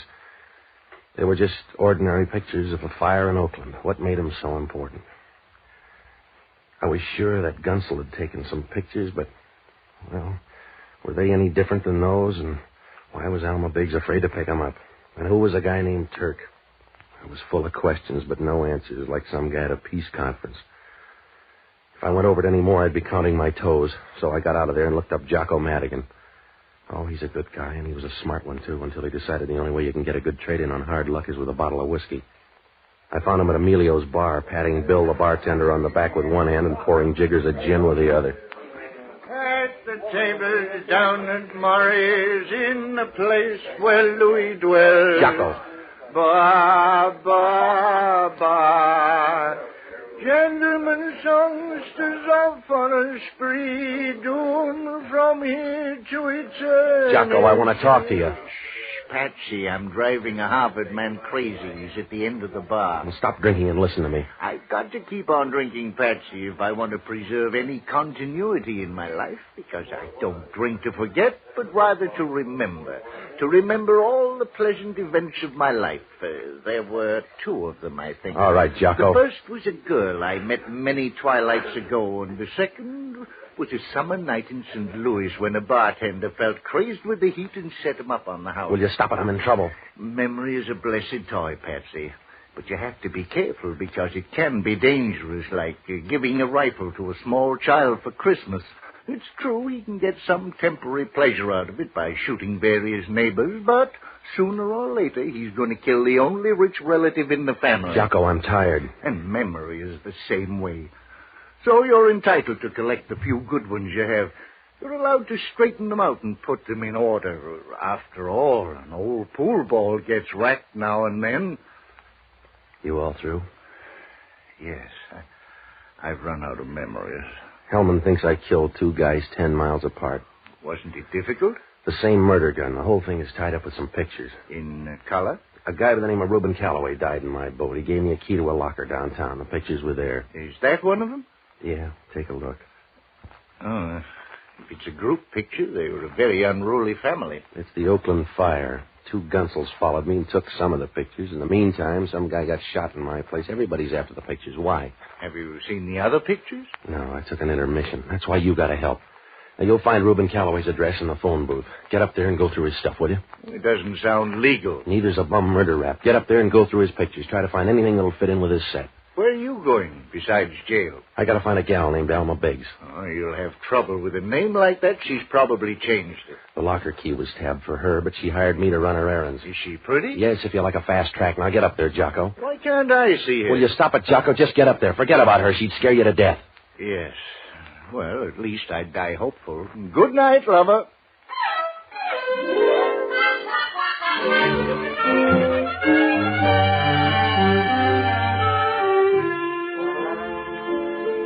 Well, finding Alma Biggs was quite a job. I knew she was around, but I couldn't get to her. It was like trying to get a peanut shell out of a back tooth. I called the Empire Club, but they didn't know anything about her. I went through all the phone books and the city directories, and I didn't get anything but a sore thumb. And I didn't do any better with the hotels. I sat in Lupo's and called them all one by one, and by 1 o'clock I knew more desk clerks than a vice squad cop, but no Alma Biggs. Finally, I went out to the Empire Club and started talking to the cabbies.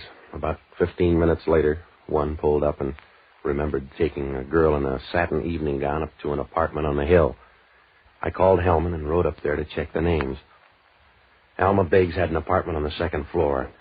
I knocked on the door and she didn't answer, so I tried it. The lights were out, so I closed the door and groped over to the desk.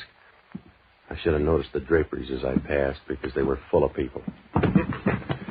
Wait a minute. All right, now.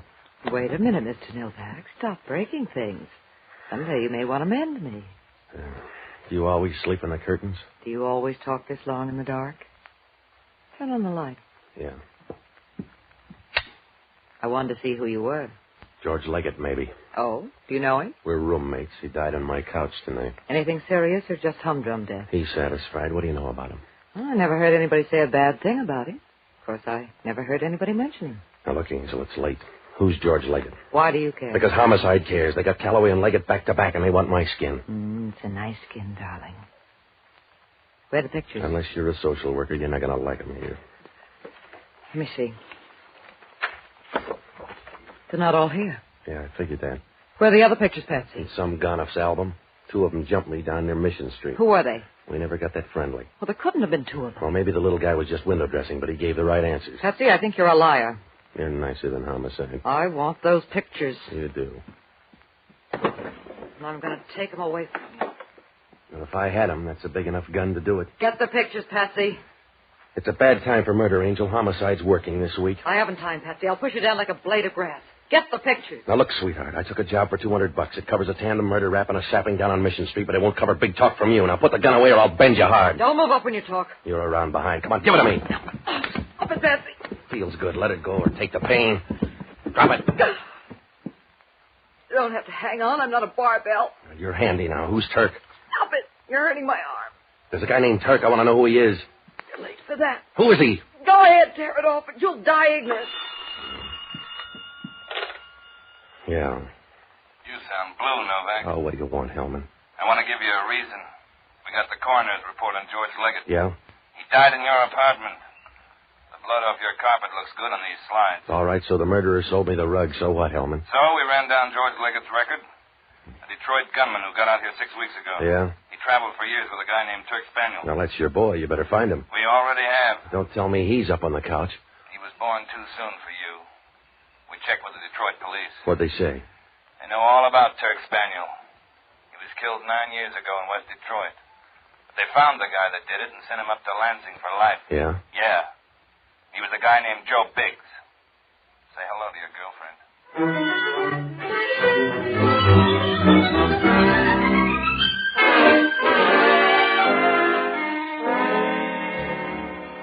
Well, I didn't talk to the girl because I knew she'd close up faster than a Dublin meat market on Friday. I left her and went down to the Chronicle morgue to find out what I could about Turk Spaniel. Hellman had covered it.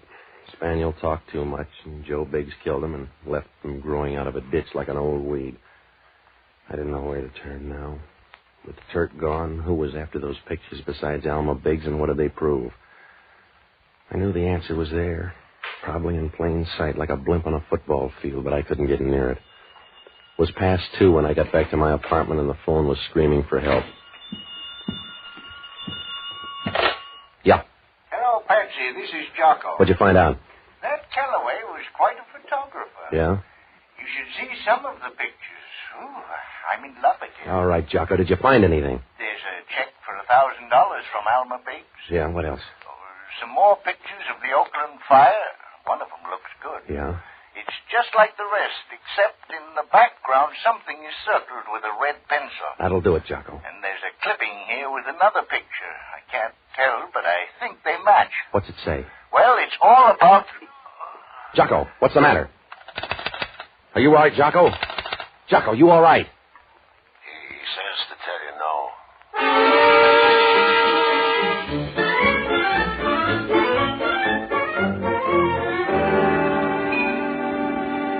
After Jocko's call, I grabbed a cab and rode up to Callaway's apartment. When I got there, Jocko was sitting in the middle of the floor as sad as a steer on a sheep ranch. He hadn't seen who hit him, and the picture was gone, and so was the clipping. I asked him if there were any negatives around. He said no. That meant that somebody was still on the prowl for those negatives. So I called Hellman and briefed him. He said he'd meet us at Rubin Callaway's studio in 10 minutes. When we got there, it was dark, but I sensed Hellman in the back room. Turned out to be a couple of pans of acid, but Hellman was there going over the negatives. All this guy did was take pictures. Let me take a look, will you, Hellman? Can you spot the right one here, Jocko? Hold him up to the light. All right. Here are the fire pictures. How about this one? No, I had that one. Yeah, that's it. And this fellow back here is the one that was circled. Hold it up so I can see. Hello, Turk. You waited too long. Give me the picture, mister. All that gun will do is make noise, Spaniel. It won't make enough to keep a secret. Just hand me the picture. Somebody knows you're alive now. The picture's for laughs. It's your word against mine, and I'll be so far away I can't hear the argument. Let's have it. Don't give it to him, Novak. Yeah, I'll give it to him. You take it away, Hellman. Thanks, Novak. That alley taught you manners. Just stand over there. I want to remember the way you looked. Don't worry. I'll tell you about them, Turk. Huh? Keep backing into this gun. It's going to show around your breastbone. Guns are getting cheap. You better drop yours, Spaniel. Over there. You look the same, Turk, or almost the same. You got this all wrong, Alma. Joe doesn't look the same. 9 years in the cooler and you lose your personality. Please, Alma, don't do anything crazy. After 9 years, you lose almost everything. Joe's lost everything but me. Down on the floor, Spaniel. I want you on your knees. Please. Alma, you got it wrong. I got it all right, Turk, because Joe wouldn't lie to me. When he said he didn't kill you, I knew you were alive. Please, Alma. Down on the floor beside the table. Go easy, baby. You got a copper here. I can't hurt him, Novak. Turk Spaniel's legally dead. All you can do to a dead man is kick up the dust. Please, Alma, you're not seeing this right. I'm going to have a better chance than you. You couldn't see, Spaniel. You couldn't see your way back to help Joe out.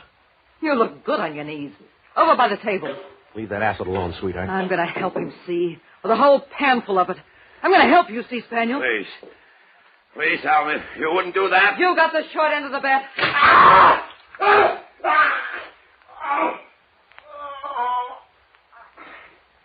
You better look at him, Jocko. Don't bother, unless you're a baby doctor. We may need you, lady. Not for this copper. Remember, Turk Spaniel's dead. Detroit says so. He looks live now. He can't be dead there and live here. I like your climate, but it's not that good. You can't see me, Turk. So I'll bet you can hear me walk out of here. Goodbye, Turk. I'll send you a cane.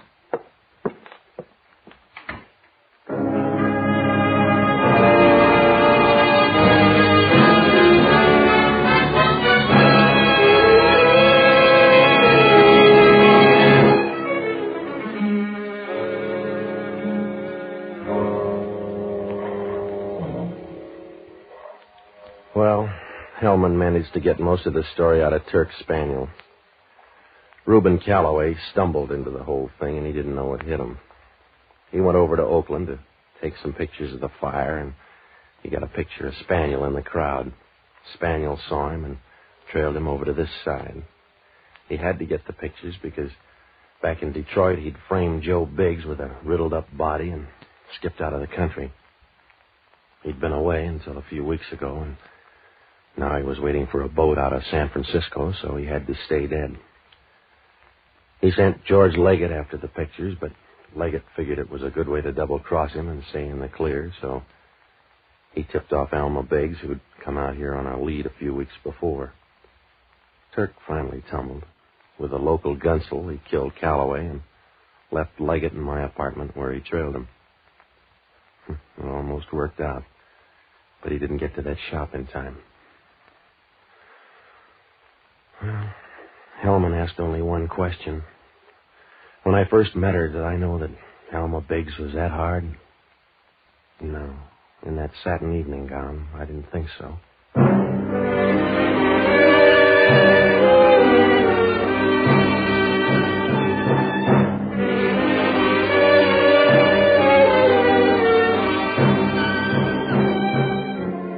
The The American Broadcasting Company has just brought you the fifth of a new series, Pat Novak, For Hire, starring Jack Webb.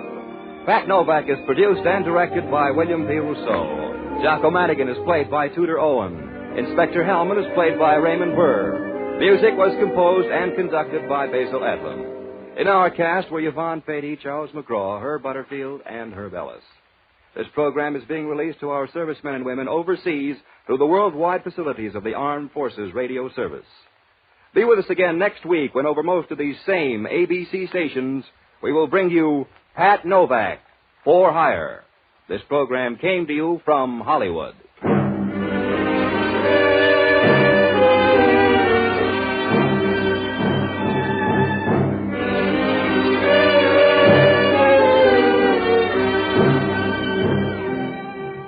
Now, a brief reminder. There is no mystery to this statement. Wherever they serve, at home or abroad, the men who wear the uniform of the United States are men of whom we can be proud. Army, Navy, Air Force, Marines, Coast Guard. All of them serve our country and us with pride and honor. It's ABC, the American Broadcasting Company. Ladies and gentlemen,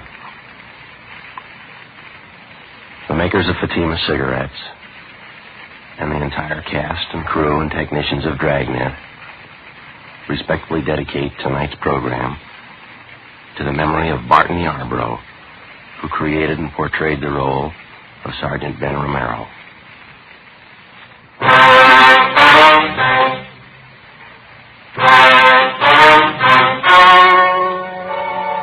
The story you are about to hear is true. The names have been changed to protect the innocent. Fatima Cigarettes. Best of all, king-size cigarettes brings you Dragnet.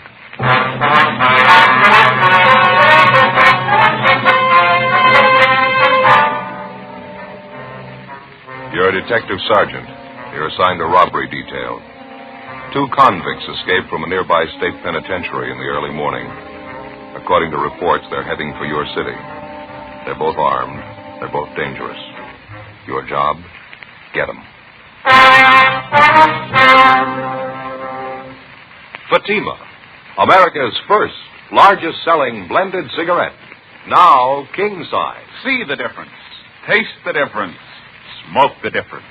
And in Fatima, the difference is quality. Yes, you get all the advantages of extra length, plus Fatima quality, which no other king-size cigarette has. Fatima quality that gives you extra mildness, a much different, much better flavor and aroma. Definitely the best quality in its class, but the same price as the cigarette you're now smoking. So compare Fatima yourself today. When you see the difference, taste the difference, smoke the difference, you'll switch to Fatima. Because in Fatima, the difference is quality. Ask your dealer for Fatima in the bright, sunny yellow pack. Fatima, best of all king-size cigarettes.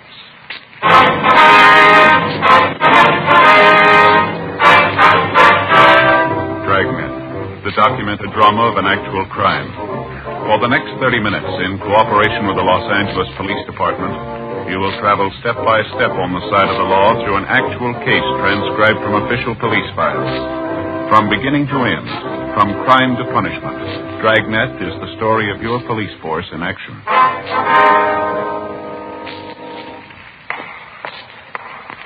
It was Saturday, April 24th. It was hot in Los Angeles. We were working the day watch out of robbery detail.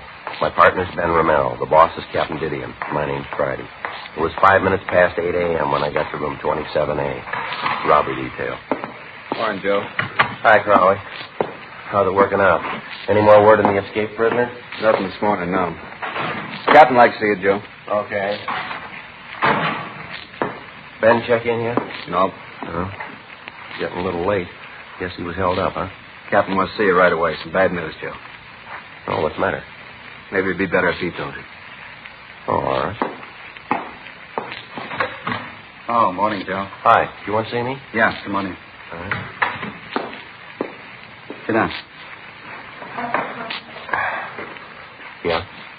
Got some bad news, Joe. Real bad. What's the matter? I know how much it means. I wish I didn't have to be the one to tell you. Well, tell me what. Sorry, Joe. It's about Ben. Something's happened. Ben? Well, what do you mean? We were notified about it early this morning. I thought about calling you. Figured it'd be better if I told you in person. Well, what's the matter? Is Ben sick? He's dead, Joe. Ben's dead early this morning. What? Yeah, sorry. Heart attack happened a little after 6 o'clock this morning. No. Got out of bed, started dressing to go to work, went downstairs, put a pot of coffee on, make some toast. Wife heard him fall. She went downstairs and found him. Already dead. Went fast. Look, I don't get this. It couldn't be. Sorry, Joe. Means a lot to all of us. Yeah, well, I still don't get it. Ben didn't have any trouble with his heart. He never mentioned anything about it. Well, maybe that was the trouble. With his heart, all right. When his wife found him, she called the doctor and the fire department rescue squad. They worked over him for an hour. No use. And his wife called me. Enough to tear your heart out. I can't believe it. What'd she say? Well, she didn't break up. Too shocked to realize it, I guess. Sounded apologetic. She said, "I'm sorry, Captain. This is Mrs. Romero. Ben died this morning. I thought you ought to know. Ben's dead." Oh, that's terrible. It's a lousy shame. Kept saying the same thing over again. "I'm sorry, Ben's dead. I thought you ought to know. Ben's dead." Yeah. Joe Whitehead and I went out there right away, tried to talk to her. Wasn't much use. Excuse me. I'm sorry. Yeah. You were with him a long time? Yeah. 11 years. The day I came on the job, they assigned me as his partner. Yeah, this is a tough one. It's hard to believe. It's tougher on his wife. If it's all right with you, I'd like to go see her. All right. I wish I could give you the day off, Joe. I know what it means to you. The escaped convicts thing, I just can't spare you. Yeah, that's all right. I'd just soon work. I figure I ought to talk to Amy, though.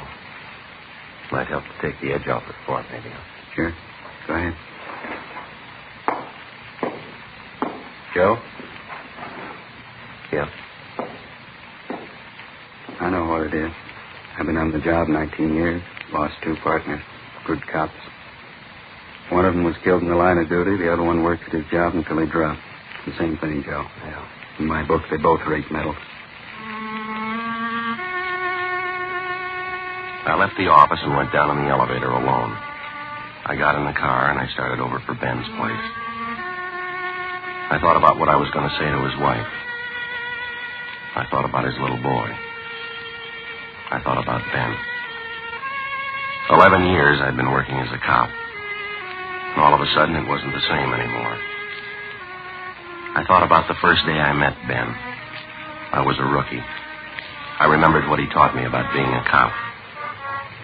I thought about how much I owed him. I thought about the thousands of cops just like him all over the country. The ones that came before us, the ones that'll take our place. I thought about their lives and their homes and their families, what they meant, what their jobs meant. I thought about Ben. 11 years. Stakeouts, the early morning watch, interrogations, office duty.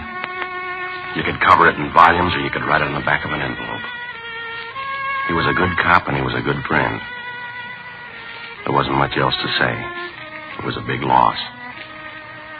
I stayed at Ben's house for about an hour talking to his wife. Joe Whitehead from the medical detail was there. All things considered, she seemed to be taking it fairly well. I told her I'd drop around later in the day, and then I checked back in at the office for work. Temporarily, Sergeant Ed Jacobs was assigned to work with me. The big problem at the moment was a pair of escaped convicts. Jacobs and I drove out to run down on a possible lead. 11:05 a.m., we got to the address listed, the Cathedral of St. Augustine. We checked in at the rectory, and then we went around to the church.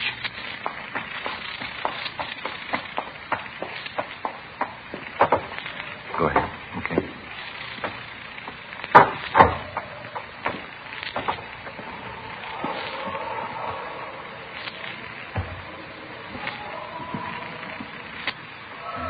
Beautiful church, isn't it?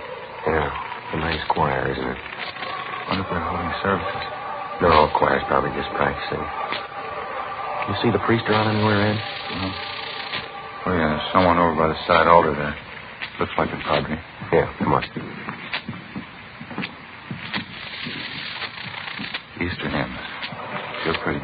Yeah, they sure are. It really takes me back. You'd never believe it, Gil. What's that? There used to be a boy tenor. Excuse me, please? Yes? Are you Father Newman? Yes, that's right. Can I help you? Police officers, Father. I see. This is my partner, Sergeant Jacobs. My name's Friday. No problem. Housekeeper over at the rectory told us we could find you here. I'd like to talk to you for a few minutes if you got the time, Father. Let's see. I have confessions starting at 3 o'clock. Leaves me about 10 minutes. What was it about, Sergeant? Well, we're inquiring about a Stanley Blair, Father. We understand that you knew him fairly well. Oh, yes, I do. Matter of fact, I read about him in the paper this morning. The trouble he's in. Is that what you wanted to talk about? Yes, sir, that's right. We're making a check of all his known friends, his relatives. Very unfortunate, isn't it? Did the newspapers have the story correct? Yes, sir, I'm afraid so. Yeah, I wonder if we could step outside, Father. We could talk out there without disturbing anyone in church. Oh, surely, Sergeant. This way, please. Thank you. Certainly a tragedy. I mean, happening at Easter time. I'll remember the boy in my mass tomorrow. Lord knows he can use some prayers. Yes, sir, I guess he can.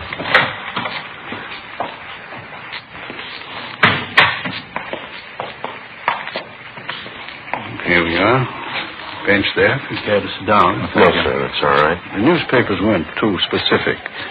How did he manage to escape the way he did? I always thought state penitentiaries were well guarded. Well, apparently Blair was one of the trusted prisoners. It's a minimum security prison to begin with, Father. I see.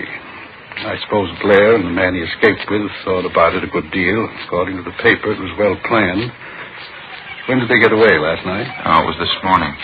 Prison officials figure about 2 a.m. They slugged the guard and went over the wall. Somehow the two of them got hold of a gun, held up a motorist on the highway and stole his car. That's the last report we had. Terrible. Do the police consider them dangerous? Well, they're armed, Father. Both of them were doing time for robbery. They've both used guns before. How about possible contacts he might have out of town, Father? Can you help us there at all? I'm afraid not, Sergeant. I think Stan knew some people in San Francisco. I don't know their names or addresses, though. I haven't any idea. And there's no special person or place that you know of that he'd be likely to go if he heads back for Los Angeles? No, none I can think of. You imagine he'd be likely to come back here? We're not sure. Last report we had seemed to indicate Blair and his partner were heading this way. Prison's only about 40 miles away. Could be there in the city now. I don't understand. I mean, with all the police looking for them, why would they come back here? They probably figure they can find cover a lot easier than they could in some of the small towns. Sergeant. Yeah, Father. Do you think they'll have trouble taking Stan? I mean, can they take him alive? Well, we'll try our best to make it that way. It's like I told you, Father. He's got a gun. If he's cornered, there's a good chance he might try to shoot his way out. It gets discouraging sometimes. I try to help them. I pray for them. Young thieves. I only hope they're all as lucky as he was. How's that, sir? The grotto back there in the garden. Figure of a man in it. Oh, yeah. It's a statue of Bismarck. One of the luckiest men who ever lived. I like to tell fellas like Stan about him. I don't think I understand, Father. You know the story of the crucifixion, the two men who were crucified with Christ. They were both thieves. Mm-hmm. A few minutes before he died, one of the thieves turned to Christ on the cross, confessed his crimes, asked our Lord to remember him. Christ told him, "This day you'll be with me in paradise." The man's name was Bismarck. We like to call him the good thief. Oh, yeah. I told Stan about it right here in this courtyard. He should have remembered it. Yeah, I guess so. I told him you never give up hope. You can make the grade in the last 5 minutes of your life. Stan ought to know better. He ought to remember. Sir? The good thief. He made it with a prayer, not with a gun in his hand.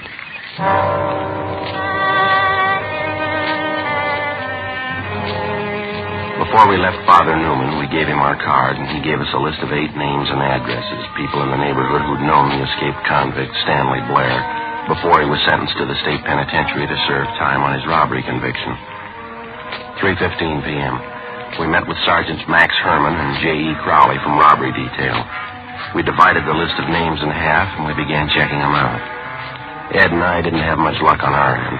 Most of the people we talked to told us that they knew Stanley Blair, but none of them had seen, heard from him, or knew anything about his activities or his family since Blair had gone to prison 2.5 years before. Stakeouts were set up at 2 of the hottest places. 5:20 p.m. Ed and I went back to the office. Crowley was waiting for us.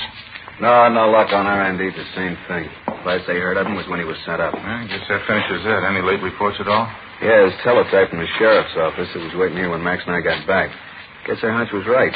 Looks like they headed this way. Well, how do you mean? Somebody spot him? Just this side of West Covina. Held up a grocery store, slugged the owner. Got $23.40. Not going to take him far. Descriptions match out? Yeah, perfectly. Suspects believed to be two prisoners who escaped this day from the California Institution for Men Chino. Stanley R. Blair, Wesley A. Russell. And something else. Yeah? The grocery store they knocked over, they picked up another gun, the owner's. Description and serial numbers on it here. Had 20 rounds of ammunition, too. Supplementary APB's already out on it. Well, how about a car? They switch over? They have. We don't know about it. Apparently they're still using the Buick coupe they took from that motorist this morning. No reports on it, though. It's a queer one. You'd think somebody'd spot it. They got the highway patrol working this? Highway patrol, sheriff's office, our department, everybody you can name. By the way, you had R&I pull their mugshots, didn't you? Yeah, both of them, Blair and Russell. They're running off the duplicates now. 500 of them should be about ready. Pretty good shots? Mm-hmm. Stand-up mugs, fairly recent. They were made the last time we had the two of them through here. Well, how about that other list of their friends and relatives we pulled from their packages? Young and McCaleb were checking them out, weren't they? Probably still are. No word from them yet. How do you size the two of them, Joe, Blair and Russell? I don't know. It's a tough combination. Russell's older. He's got the experience. Blair's younger. He's got the nerve. Any way you figure it, it's not going to be easy. Guns and the ammunition they grabbed, they ain't going to help much either. I guess the roadblocks are up, huh? Highway patrol take care of that? Yeah, all set working now. All our special details have been alerted. Airports, bus depots, train terminals, just about everything covered. Robbery Crowley. Yeah, Mike, how is it? You'll stay on it, huh? Right. See you later. McCaleb, he and Young are still checking on friends of Russell, some of the places he hung out. Any luck? Nothing yet. Either one of you see the captain on the way in? No, said he'd be over at the sheriff's office, didn't he? Hot shot. I'll get it. Yeah. What is it? Clothing store out on North Fig, 211 and slugging. They're sure moving fast. Same? You got it, Blair and Russell. 5:55 p.m. A supplementary broadcast and an all-points bulletin were gotten out immediately on the two escaped convicts. While Crowley and Herman stood by at the office, Ed Jacobs and I picked up duplicate mugshots of the suspects and drove out to the scene of the robbery, a men's clothing store near the intersection of North Figueroa and Merced. We showed a group of mugshots to the victim and two witnesses, and they definitely identified Blair and Russell as the hold-up men. The robbery had netted them less than $20. We relayed all the information we got back to communications immediately, and another supplementary broadcast was gotten out on the two fugitives. An hour later, at 7:05 p.m., Blair and Russell hit again, this time at a sporting goods store in the San Fernando Valley. It netted them $94, a .30-30 hunting rifle, and 200 rounds of ammunition. According to the broadcast, they were last seen heading north through the valley in the Buick coupe, the original escape car. 7:38 p.m., Ed Jacobs and I got a call to return to our station. We went back to the city hall. Got a hunch, Joe. It's going to be a long night. Yeah, it's a rough one. Guns and ammunition. If they want to make a stand, they're all ready for it. Can't see how they can go too far in that hot car. Roadblocks set up. Somebody's bound to stop them. Well, they're doing all right so far. Go ahead, Joe. Yeah. Friday, Jacobs? Jack, Captain, want us in here? Not for long. Keep your coats on. The rest of the men have already left. What's the latest? Yes. Communication from the Ventura Sheriff's Office. Blair and Russell were spotted just across the county line. Sheriff figures they got them boxed in. How close? A lot of territory, 20-square-mile circle. They say they got Blair and Russell tied down inside, and they're on foot. We're sending up men to help out. You're two of them. 20 square miles is going to take a lot of men. Well, if we need more, we'll get them. It's no easy touch. They're desperate. You heard the latest? No, what's that? Last place they hit in the valley, they served notice they're not going to be taken alive, either one of them. That's good sales talk. What do they got to back it up? 3 guns and a load of ammunition. If we want to take them alive, they swear it'll cost us 10 men. They'll kill 5 cops apiece. You any ideas? Yeah. Let's make liars out of them.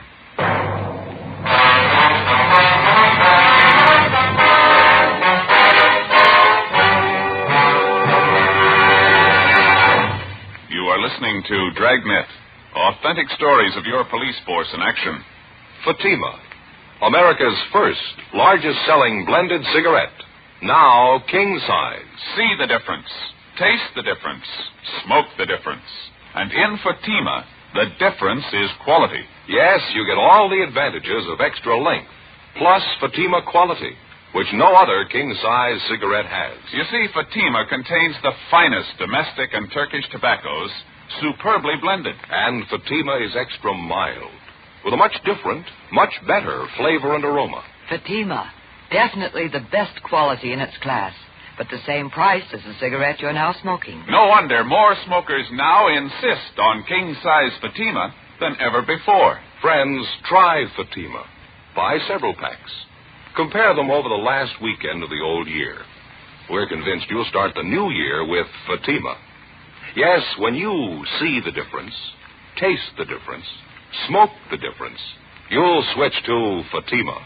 Because in Fatima, the difference is quality. Buy Fatima. Best of all, king-size cigarettes.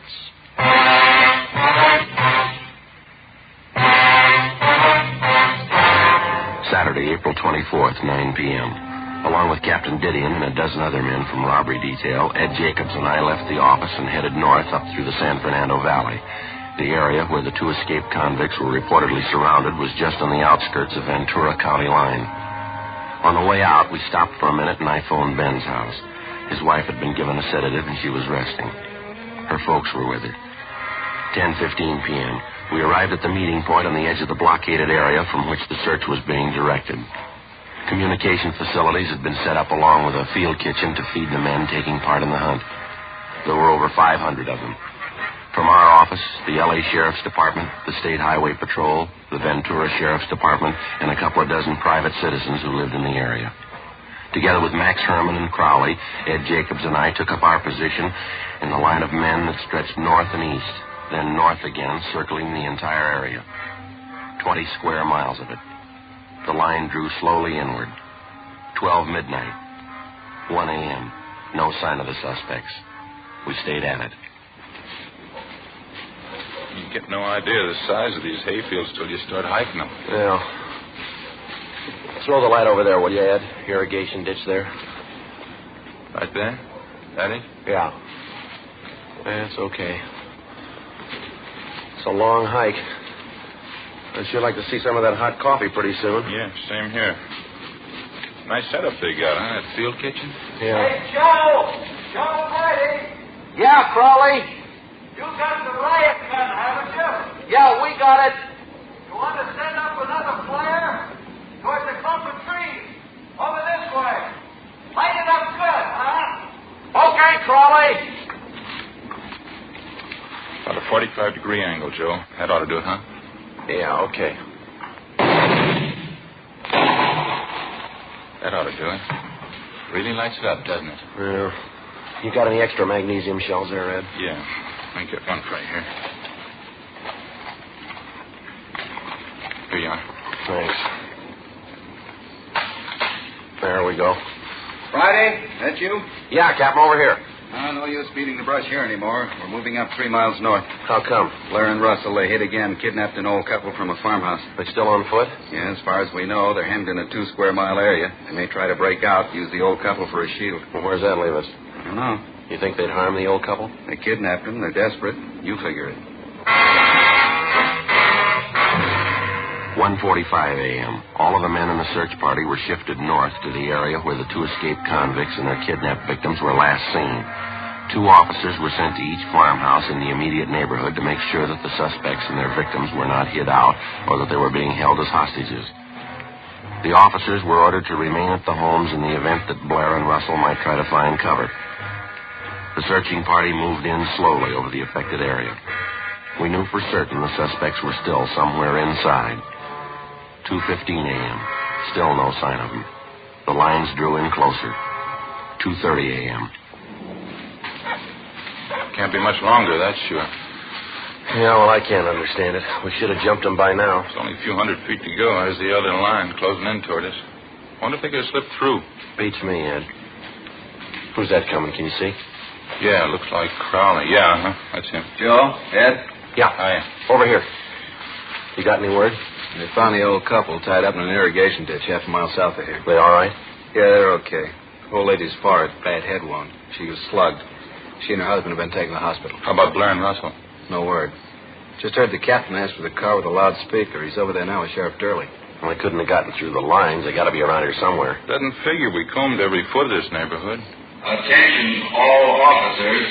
Attention all officers. This is Captain Didion. Return to your posts immediately. The search has been canceled. The search has been canceled. How about that? I don't know. Come on, let's find out. There he is, just getting out of the car. Captain?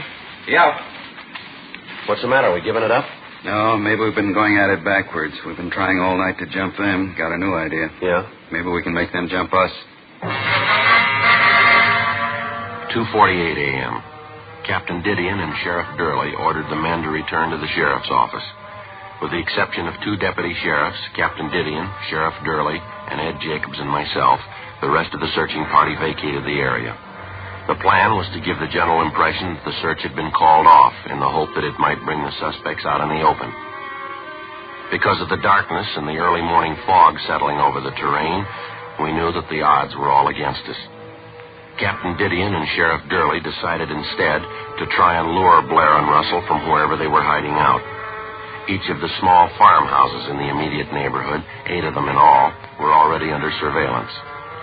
Each of the occupants were requested to park their cars in a conspicuous place outside their homes with the distributor heads removed. They were asked to turn all the lights off in their houses. In the event they heard anyone trying to start their cars, they were to remain indoors. Ed Jacobs and I were assigned to cover 2 of the houses. The other men covered the rest of them. The 2 houses that Ed and I were assigned to cover were separated by about 500 yards. We staked out in between the 2 of them. We waited. 4 a.m., 4:30. Sure cold, huh? Yeah. Fog goes right through you. You're going to be getting light pretty soon. And Joe, I just remembered. Yeah, what's that? Easter morning. Wonder how long this is going to go. I promised to hide Easter eggs for the kids today. Yeah, if it's going to break, it has to break soon. It'll be daylight in a half hour or so, and they won't have a chance then. Mm-hmm. Wait a minute. Farmhouse down on the left? Yeah, sounds like it. Come on. Can you see the car? Wait a minute. Yeah. You cover the passenger side. I'll come up on the driver's side. And watch it. Joe, hustle. They're getting out of the car. All right. Hold it up. Police officers. Watch it, Joe. Blair. Russell. You haven't got a chance. Throw down the gun. All right, Ed. Let's give it back. All right. Don't shoot. Don't shoot. Throw out the guns. Come toward us with your hands open. Don't shoot, West. Do what they say. Come on out. Don't shoot, West. All right, come on. Keep coming. That's far enough. All right, cover him, Ed. I'll shake him down. Yeah. No break him. Look out, Joe. All right.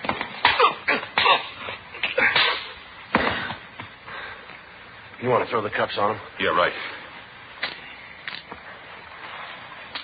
I'll go get the car. You want to keep him covered, Ben? Excuse me, Ed. Ed, I mean. It's all right. Too bad he wasn't here tonight. How can you tell for sure?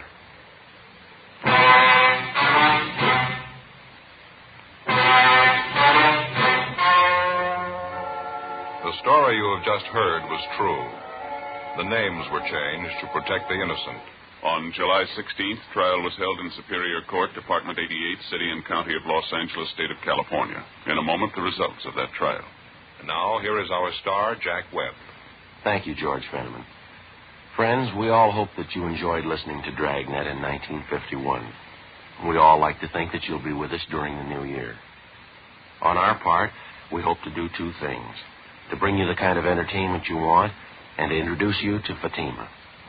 Fatima, America's first largest-selling blended cigarette, now king-size. And believe me, it's the best of all king-size cigarettes. So next time, buy a pack of Fatimas. Compare them yourself. When you see the difference, taste the difference, and then smoke that difference, I'm convinced that you'll switch to Fatima. Because in Fatima, the difference is quality.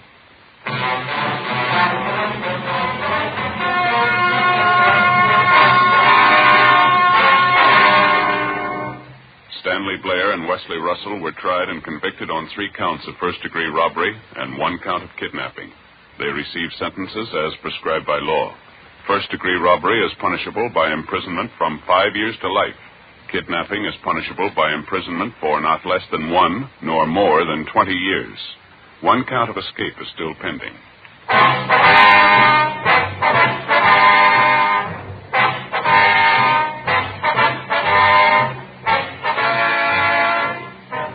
You have just heard Dragnet, a series of authentic cases from official files. Technical advice comes from the Office of Chief of Police W.H. Parker, Los Angeles Police Department. Heard tonight were Barney Phillips and Vic Perrin. Script by Jim Moser. Music by Walter Schumann. Hal Gibney speaking. Fatima Cigarettes. Best of all, king-size cigarettes has brought you Dragnet.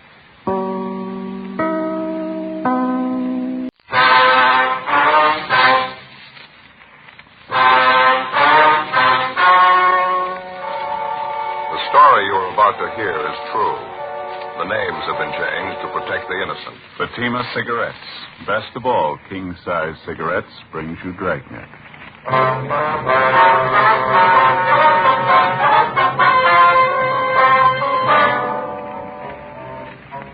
You're a detective sergeant. You're assigned to narcotics detail. You receive a call from a former suspect you arrested. He wants to meet with you. He claims he has information and contacts with a big narcotics ring. Your job? Check it out. Fatima, America's first, largest-selling blended cigarette. Now king-size. See the difference. Taste the difference. Smoke the difference.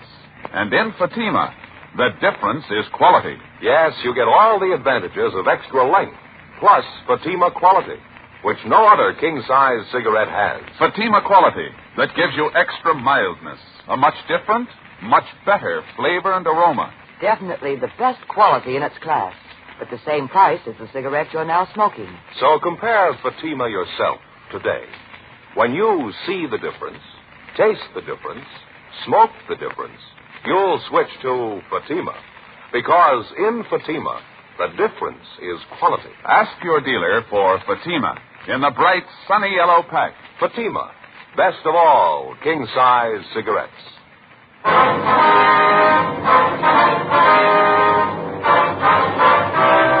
Dragnet, the documented drama of an actual crime. For the next 30 minutes, in cooperation with the Los Angeles Police Department, you will travel step by step on the side of the law through an actual case transcribed from official police files.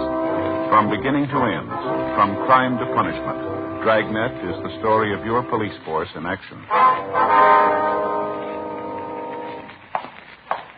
It was Tuesday, August 9th. It was warm in Los Angeles. We were working a special detail out of Narcotics Division. My partner's Ed Jacobs. The boss is Captain Kearney. My name's Friday. It was 7:28 p.m. when I got to Lincoln Park, the west entrance. Yes, sir.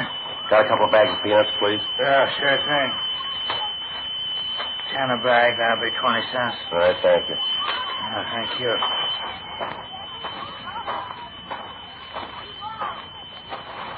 Hi, Friday. Jack? Would have come over sooner. I saw you walking around the park. Wanted to make sure you weren't tailed. Yeah, I made sure of that before I came in. Let's go over and sit down. Okay. Say, there's a lot of stuff just came in town. Some new pushers came with it. You know that? Yeah, I heard some talk. Like to knock them over? I got the contacts. What's in it for you, Jack? A couple of reasons. Yeah? One thing I'd like to pay you back. I got out of jail last week. I talked to the wife. She told me what you've been doing for her and the kids while I've been up. A nice family, Jack. You let them down. And you didn't. I'm not going to forget it. Wife still has that job you got her. The kids' asthma's a lot better, too. Appreciate you finding that place in Tahunga for him. It sure helped. I was glad to do it. Want some peanuts? Yeah, thanks. Now, what about this narco ring you mentioned? Remember Snuffy Breen? Yeah. Busted in the same time he did me. Got a year. Yeah. Just before I got out of county last week, he told me to go see a guy, get me a job. What kind of a job? Same kind you busted me on before. Pushing the stuff. What's the guy's name? Cadillac Red. Hmm? Yeah. New York, I think. Likes to drive big cars. I guess that's how he got the name. Hmm? What's the story on him? Red's been in town a month. 4 or 5 guys with him, all from the east. Red says they got a big one to unload, 6 kilos. Heroin? Mm-hmm. Mexican stuff. They seem to be having trouble. What do you mean? Finding pushers, setting up a deal. The only contact they had out here was Snuffy's and the can they're shopping around. So what's more peanuts, Jack? Yeah. You talked to this Red, did you? Mm-hmm. What's he asking from you? Like I said, he wants me to start pushing stuff for him. They need contacts bad. I let him hang. I didn't say one way or the other. He's going to phone me tonight. Myself? What do you figure you'll tell him? Depends on you, Friday. I know one thing. I'm not going to start pushing the junk again. You get around it, you handle it, you start to chippy with it. Before you know it, you hook yourself. You figure what you want to do, I'll help all I can. I owe you that much. You pretty sure the gang needs contacts? Hungry for them. Sitting on 20 ounces of junk. Can't find anyone to trust to push it to. They got problems. Yeah. Think you could give me an office to him? Pass me off as a buyer? Friend of yours, maybe? There's a chance. How do you want to do it? Well, let him know you have a friend who's ready for a buy. Tell him I'm from up north. Make it Fresno. Red Mountain neighborhood, is that all right? Okay, sounds good. Well, this man, Cadillac Red, he's going to phone you tonight, is that right? Mm-hmm. I'll call you as soon as I hear from him. All right, fine. Don't call me at the office. Now, here. Here's my home phone. Don't worry about it. It's a silent number. I can't trace it. Mm-hmm. When you call there, if I'm not in, leave the message with my mother, okay? Your mother, okay. Pleasant 49321. Okay, I'll ring. How much do you know about this Red? He impress you as a big operator? Middle size, I guess. He's out in New York. That's about all I know for sure. Same for the rest of the gang. He's supposed to be handling quality stuff real good. How good? Red claims it tests out 40%. I don't know what his asking price is. Where's this Red staying? Did you find that out? No, he wouldn't tell me. He was at a hotel on West 7th, but he moved yesterday. Memphis guy doesn't settle long in one place. Guess he's got a right to be shaky. All of them have. How do you mean? Got all that dough in the white stuff. Close to 50 G's worth. Kill him if you knock him over. Grab the junk. We'll kill a lot more if we don't. Before I left our informant, Jack Wallace, we set up a plan for future contacts. In case of any emergency, I would not attempt to get in touch with him at his rooming house at 3rd and Olive Streets. Instead, I'd contact him at his work, the Joe Adonis Meat Market on West Temple, where he was employed as a butcher. Wallace also promised to try to get me a sample of the heroin from the narcotics ring. 10:50 p.m. I checked back in at the office and briefed Captain Kearney. Sounds a little fantastic, Joe. 6 kilos. If it's true, it's a break a cop gets once in a lifetime. Well, that's the way Wallace tells it. I can't figure any reason why he'd lie to me. How about this front man, Red? You checked him out yet? Well, Ed's checking him through the moniker file now. He's a New York operator. That's all Wallace could tell me. You got any idea where the plant is? No, I don't. Wallace didn't even know where Red was living. Red's supposed to have a meet with him tonight. I gave him my home phone, told him not to contact the office. You got any court cases pending? No, but I got 2 I was going to file on tomorrow. You better give me the packages. I'll have Lou Walters assign them to somebody else. You and Jacob stay with this gang. Put them to bed and get them up. All right. Wallace is going to try to get you a sample of the junk, huh? Yeah, he said he'd try. Cap, Joe? Hi. Hi, Ed. You dig up anything? I don't know. Found one Cadillac Red. Could be out of the way. You get a mug on him? No, all we have is correspondence from New York. There was a warrant on him back in 1945. Same thing, narcotics. Later that year, the warrant was canceled. He was picked up. No disposition. You want us to radiogram New York for a rundown on him? No, let's not stir it up. Starting tomorrow, you two stay away from here. Get yourselves fixed up in a hotel room downtown. Let me know where you're staying. Okay. Call me at 2 o'clock sharp in the afternoon. I'll make it a point to be here. Better call me on the inside line. Right, Skipper. Where do you think we ought to set up, Joe? Oh, I don't know. How about Pop Sherman's place down there on Hill Street? He'll cooperate. You know what that stuff did to his boy. Yeah, okay. You want to check in tonight? No, my wife's going to scream her head off as it is. You better make it in the morning, huh? All right with me. Narcotics, Kearney. Oh, yes, ma'am. Just a minute. From you, Joe. Okay, thank you. Friday talking. Oh, yeah, Ma. Mm-hmm. Did he say what time?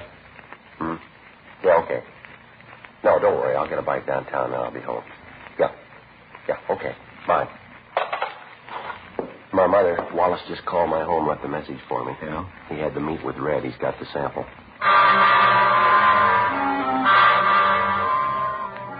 At 7:30 the next morning, Ed Jacobs and I checked in at Pop Sherman's Hotel on South Hill Street and took adjoining rooms. We'd left all possible identification in our lockers at the office. At 9:30 a.m., technicians from our crime lab arrived and installed a bug in my room and set up the receiver next door in Ed's room. In the event any of the gang happened to come to my room, they'd be able to record the conversation. I registered as Paul Lindsay, San Diego, California. Ed registered as Ray Morrissey, Sacramento. At 11 a.m., I went alone to Adonis Meat Market, where our informant, Jack Wallace, handed me a dummy package, which I took back to the hotel. Inside the package, I found a sample of the narcotics along with a note from Wallace. He wrote that he'd arranged a meet with Red for that night. I was to pick up Wallace in front of the subway terminal building, the Hill Street side, at 9:30 p.m. I gave the sample of heroin to Ed, who took it to the crime lab, where Sergeant J. Allen ran a test on it. The sample tested out within 40%. For the drug market, it's considered good quality. At 9:20 that night, I left the hotel and walked 5 blocks north to the Hill Street entrance of the subway terminal building. Wallace was there waiting for me.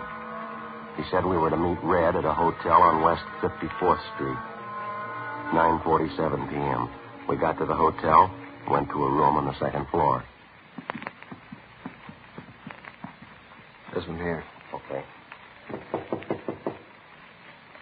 Yeah? Yeah, who's that? It's Jack. Morning. Red, this is my friend I was telling you about. Yeah? Paul Lindsay. Paul, this is Red. Hi. Yeah, I hear you got some H to unload, huh? What you talking about? What is this, Jack? You give me a bum steer here? Relax, huh? It's all right. He's solid, Red. You can talk. No, he talks too fast and too much.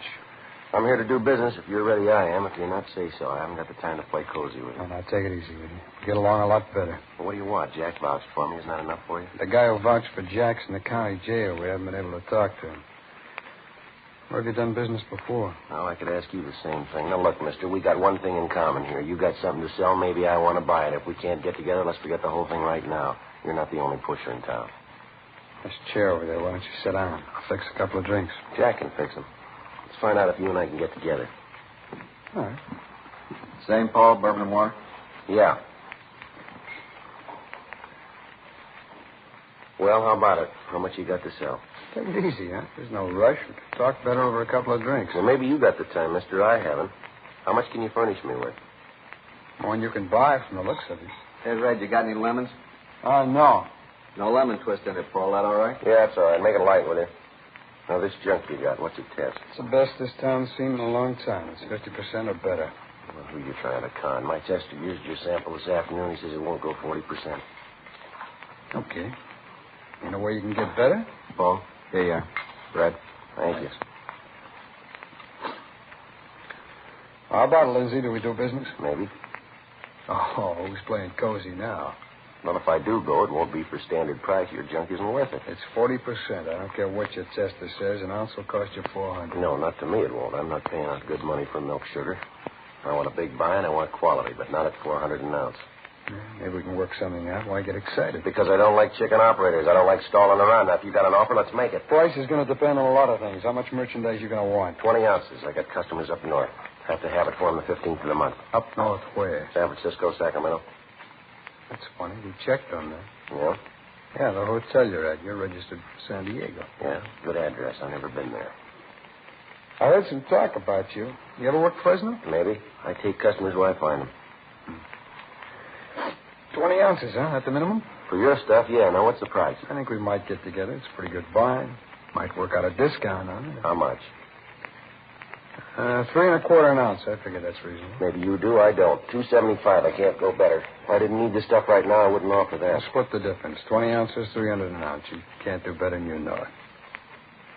No, how about it? 300 an ounce? I'm not lining up for a soft touch. I want another sample when I move on. You'll get it. Now, what do you say? All right, you got a deal. 20 ounces. When do I get the stuff? We'll get in touch with you tomorrow.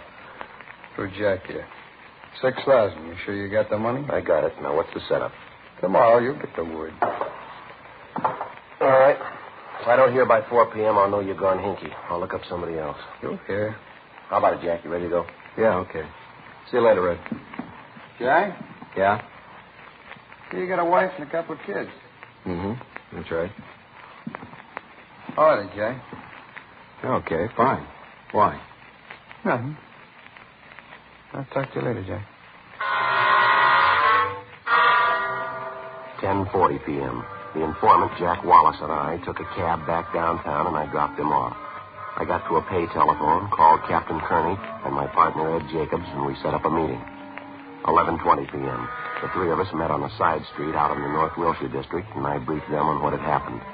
In order to prevent any possible harm to either Wallace or his family, the captain told me he'd have them placed under 24-hour surveillance. His children would be kept under observation going and coming from school. The next morning, I stayed close to my hotel room waiting for a contact from either Red or another member of the gang. 1:05 p.m. Hello. Lindsay, this is Red. Yeah. That talk we had last night, you still interested? Well, yeah, aren't you? We'll be out on Mission Road 11:30 tonight, west end of the park out there. You'll get your sample. Mission Road. All right. You going to be there? No. How I know your man? He might make a mistake. He won't make a mistake. He knows you. I hung up the phone and checked with Ed Jacobs next door to see if he'd picked up the conversation on his receiver. He told me he'd notify Captain Kearney of the plan for that night and that the captain would be in the office if I wanted to contact him on the inside line. As soon as I picked up the sample of heroin, I was to return to my hotel room, and Ed would immediately take it back to the crime lab for analysis. 1:30 p.m. I left the hotel, went downtown to a payphone, called home, and talked to my mother. She said there hadn't been any phone calls. I walked around for a couple of hours, went to a late afternoon show, and then I went over to Frank Tang's place for dinner. 11:15 p.m. I caught a yellow streetcar going north on Main Street and rode to the end of the line on Mission Road. It was about 300 yards from there to the designated meeting place, the west end of the park. The place was dark, completely deserted. 11:25 p.m. 11:30.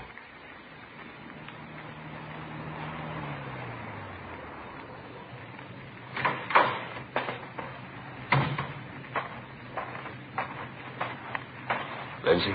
Yeah. Package you want? Eucalyptus tree back there in the middle of the park. Where? Straight back there. You can't miss it. You'll find the package under a rock at the bottom of the tree. See you later.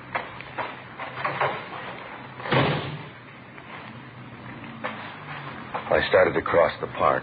The eucalyptus tree pointed out was about 200 feet from the edge of the road. There was a narrow path hemmed with shrubbery leading up to the base of the tree. There was a large rock beside it. I bent down and looked under the rock. There was nothing there. I started to turn, but it was too late. All right, Wes. Give him the boot, Stan. Give it to him. Shake his pocket, Stan. No identification on him. He's clean. Let's go. He's got his sample.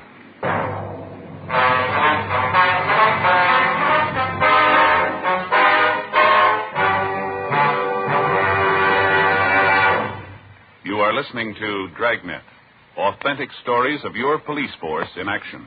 Fatima, America's first, largest-selling blended cigarette. Now king size. See the difference. Taste the difference. Smoke the difference. And in Fatima, the difference is quality. Yes, you get all the advantages of extra length, plus Fatima quality, which no other king-size cigarette has. You see, Fatima contains the finest domestic and Turkish tobaccos, superbly blended. And Fatima is extra mild, with a much different, much better flavor and aroma. Fatima, definitely the best quality in its class, but the same price as the cigarette you are now smoking. No wonder more smokers now insist on king-size Fatima than ever before. Friends, try Fatima. Buy several packs. Compare them. We're convinced you'll start the new year with Fatima. Yes, when you see the difference, taste the difference, smoke the difference, you'll switch to Fatima. Because in Fatima, the difference is quality. Buy Fatima. Best of all, king-size cigarettes.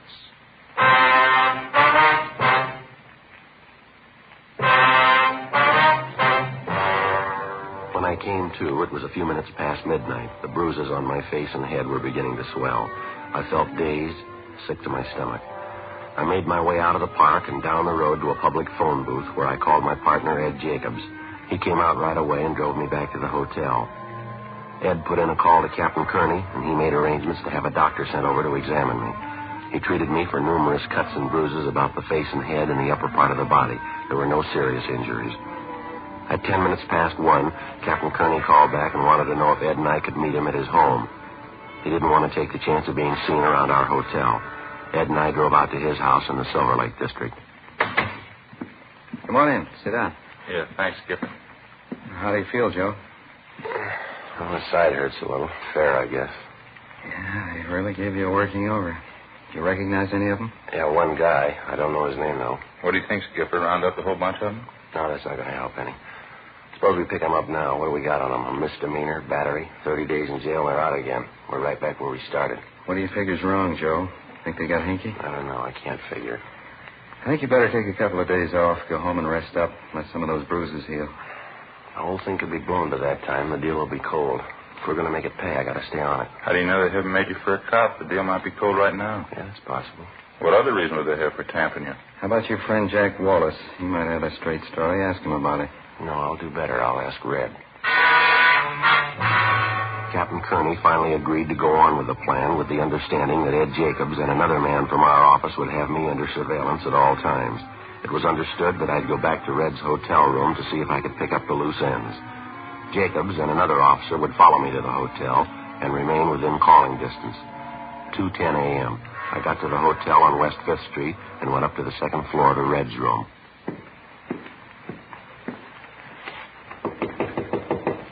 Yeah, who's there? Lindsay. How you doing, Lindsay? Lindsay, thick.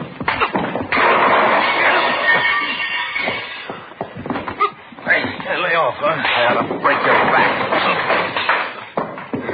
Wait a minute, Lindsay. Wait a minute. What's this all about? You want to know? You set your hoods on me. Look at my face. I don't know what you're talking about. I went back to pick up the sample. This is what happens. How big do you punks think you are? All right, Stan, what happened out there? Not much. You said he was acting smart. We thought we'd cool him off a little. I told you to keep an eye on him, that's all, not to rough him up. Oh, he's a crybaby. We hardly touched Oh, him. shut up. Every time you get on that H, you get muscle happy. I've warned you before, Stan. Now, this is the last time. You better quit chipping with that junk. You cause any more trouble like this and you're out, understand? He's a crybaby, Red. We didn't hurt him. I heard enough from you. Now go on, take a walk. Okay. If you see Max, tell him I want him. Yeah, all right. Sorry, Lindsay. These things happen sometimes. Can't be helped. Well, why do you keep punks like that around? I thought you were too smart to connect with users. They could get both of us in trouble. Oh, they'll be all right. Relax. Every once in a while they get geed up and I have to straighten them out. I wouldn't trust them with my laundry. They're all right for what I use them for. They're good errand boys.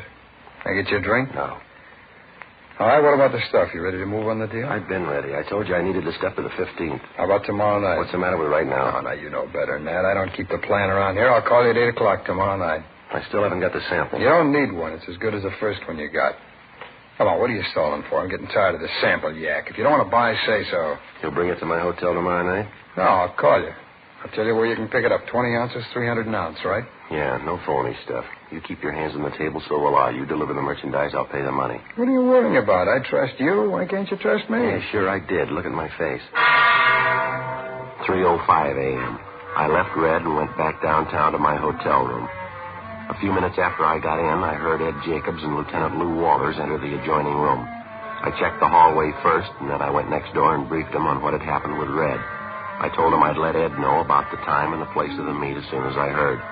Walters said he'd keep enough men ready at the office to cover the area on short notice. I went back to my room, took a shower, and got some sleep. At 8 o'clock that night, I was in my room standing by the phone. I waited. No call. 8:30, 9 o'clock, 9:15, still no word. 9:25 p.m. Hello. Lindsay, this is Red. Sorry I'm late. I couldn't get to the plant. Well, what's the pitch? It's all set. Norwich Grill, West 7th Street. When? 10:30, sharp. Before he hung up, Red told me to meet one of his pushers in the last booth at the back end of the grill. He said I'd recognize him. The man would have the package of heroin wrapped in newspapers. I was to hand him $6,000 and he would give me the package. I immediately contacted Ed in the room next door and he notified the office. At 10:15 p.m., I left the hotel with a dummy package of money containing 6 marked bills. 10:28 p.m. I got to the Norwich Grill on West 7th Street. It was almost empty. I went to the rear booth where I found one of Red's pushers, Stan, drinking coffee. Right on the dot. Sit down, Lindsay. Yeah. Now, let's not camp on this thing. You got the money? I done business with you before. Where's the stuff? Didn't Red tell you where to be? Yeah. Wrapped up in that newspaper. He told me there'd be some stuff under a rock one time. It wasn't there. I want to look. What's the matter? Don't you trust me? You think I got a reason to? All right. Have a look.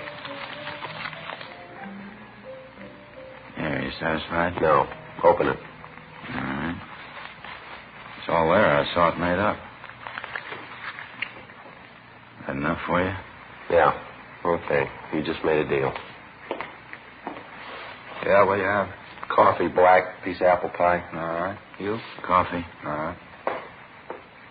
Okay, stuff's there. Now, how about the loot? I got it. Let's have it. 6 G's. Red wants me back in a hurry. Well, relax. We'll have some coffee. This is a big deal. Money. Now, how about it? All right. There you go. What's the matter with you? What are you shaking about? Nothing. I'm a little nervous. Red wouldn't let me have a fix before I left. Getting a little sick. I'm going to have a look here. What are you doing? Red told me to tell you not to open it till you got it back to him. Who are you kidding, mister? All right, you go ahead and open it up. You'll have to answer for it, not me. Sure. Hey, now what's the deal? Only a few bills in here. The rest of it's paper. You trying to beat us? It's already done. You won't get away with this. We'll fix you up. Max is outside. Friday, we saw him take the envelope. You get the stuff? Yeah, right here. Guy waiting outside, Joe. We got him. They're taking him in now. Cops, lousy cops. Wait till Red hears about this. He will. Ted? Yeah, I'll get him. Okay, let's go. Come on, fella, move. What are you grabbing me for? I deliver the stuff. That's all. These big deals aren't mine. I'm small time. Fix once in a while, that's all I want. Just little fixes. The biggest deal I ever made. Yeah, sure. It's the truth. Now, what about Red? He's got a lot of this stuff left. This guy's above him. Big dealers. Why don't you get them? We'll get them. You'll never guess who the other two are. They're real high powers. Big deals. Nothing but big deals. You won't bust them 100 years. Yeah, let's go. Get my coat, will you, Ed, please? Yeah, okay. Hey, forgot your check. Who's going to pay for the coffee? Here, Will. Who? This one. Me? Yeah, you just made a big deal.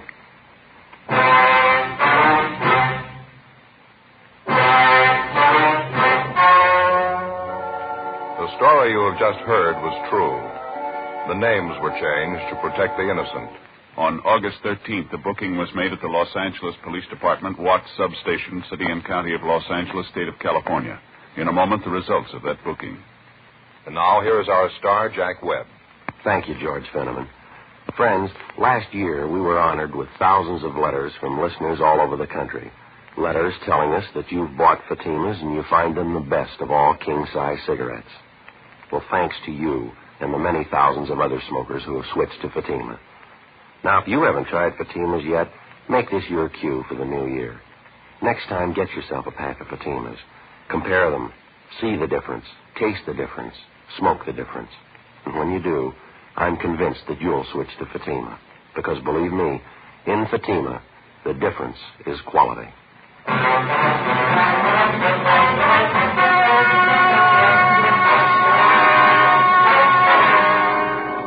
The two suspects, Stanley Parrish and Max Higbee, were booked at the Watts substation on suspicion, the Narcotic Act, felony. After a meeting in the district attorney's office, they expressed their desire to assist the police in the apprehension of the outstanding members of the gang. They were filed on, and before a magistrate in municipal court, they waived their right to a preliminary hearing to conceal the fact of their arrest. Next week, The Big Red, Part 2. Ladies and gentlemen, to build our strength against aggression, we must equip our armed forces with the weapons of war. At the same time, we must produce adequate supplies of civilian goods in order to keep prices down and defeat inflation. We can meet this double challenge by raising our productivity, by turning out more goods and services for every hour we work, and by refusing to let up until our nation is secure. Remember, the better we produce, the stronger we grow.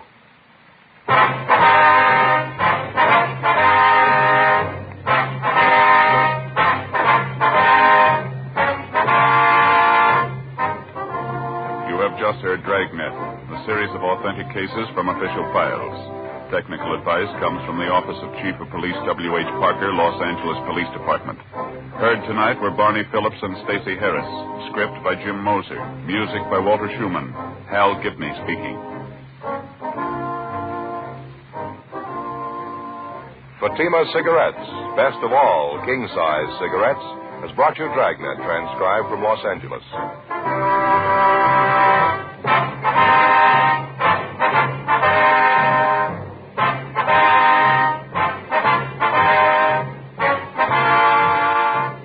Every day during every one of your waking hours, NBC broadcasts the very finest in comedy, mystery, music, drama, news, and programs of public service. So always set your dial to NBC, the leader in radio programming. Counterspy fights international intrigue next on NBC.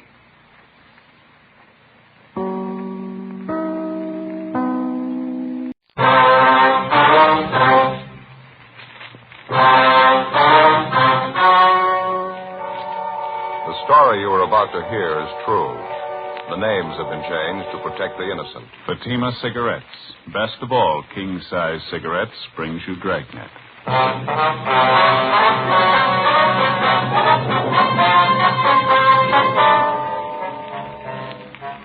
You're a detective sergeant. You're assigned to narcotics detail. You're in the middle of a drive to break up a $100,000 narcotics ring. You apprehend two of the lesser gang members. You still haven't reached the big operation. You still haven't found their store of heroin. Your job? Get them. Fatima, America's first, largest-selling blended cigarette. Now, king-size. 1950.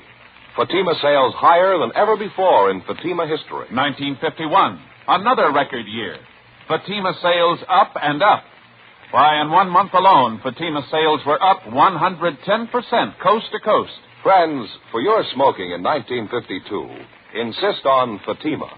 Enjoy Fatima quality, extra mildness, and superbly blended tobaccos. Remember, the name Fatima has always stood for the best in cigarette quality. Yet Fatimas cost the same as the cigarettes you're now smoking. Compare them. When you see the difference, taste the difference, smoke the difference, you'll switch to Fatima. Because in Fatima, the difference is quality. Each king-size Fatima gives you a long, extra mild, and soothing smoke with the added protection of Fatima quality. Buy Fatima.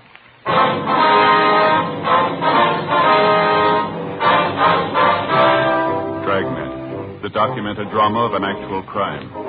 For the next 30 minutes, in cooperation with the Los Angeles Police Department, you will travel step by step on the side of the law through an actual case transcribed from official police files. From beginning to end, from crime to punishment, Dragnet is the story of your police force in action.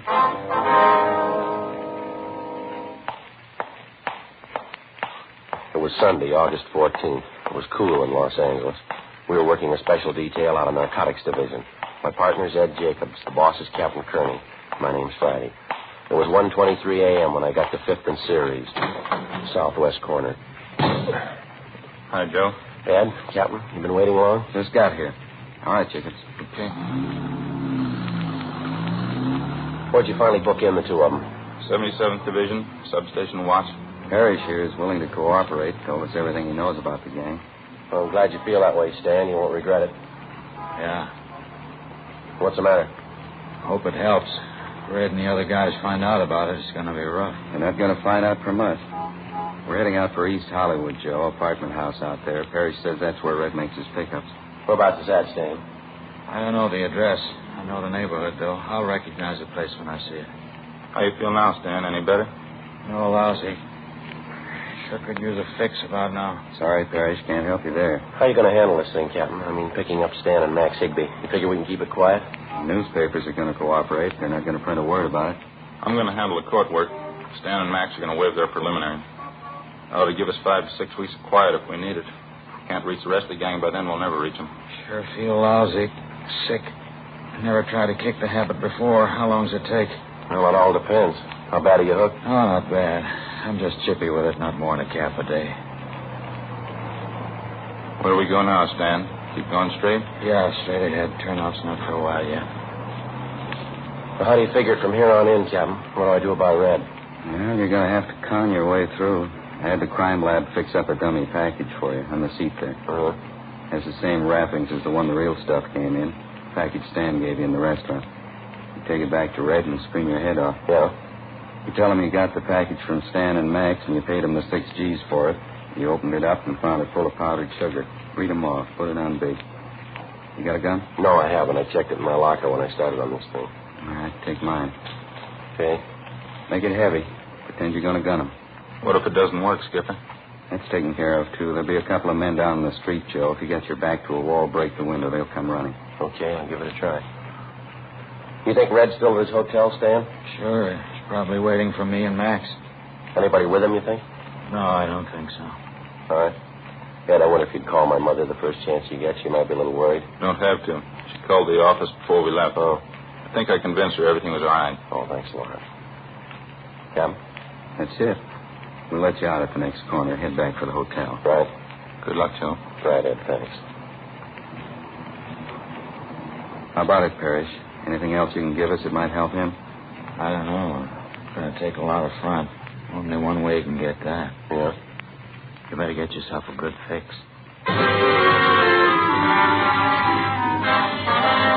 I left Captain Kearney, Ed Jacobs, and the narcotics suspect, Stan Parrish, on the corner of Western and Wilshire and made my way to Red's Hotel on West 54th Street. I went up to the second floor and found his door open.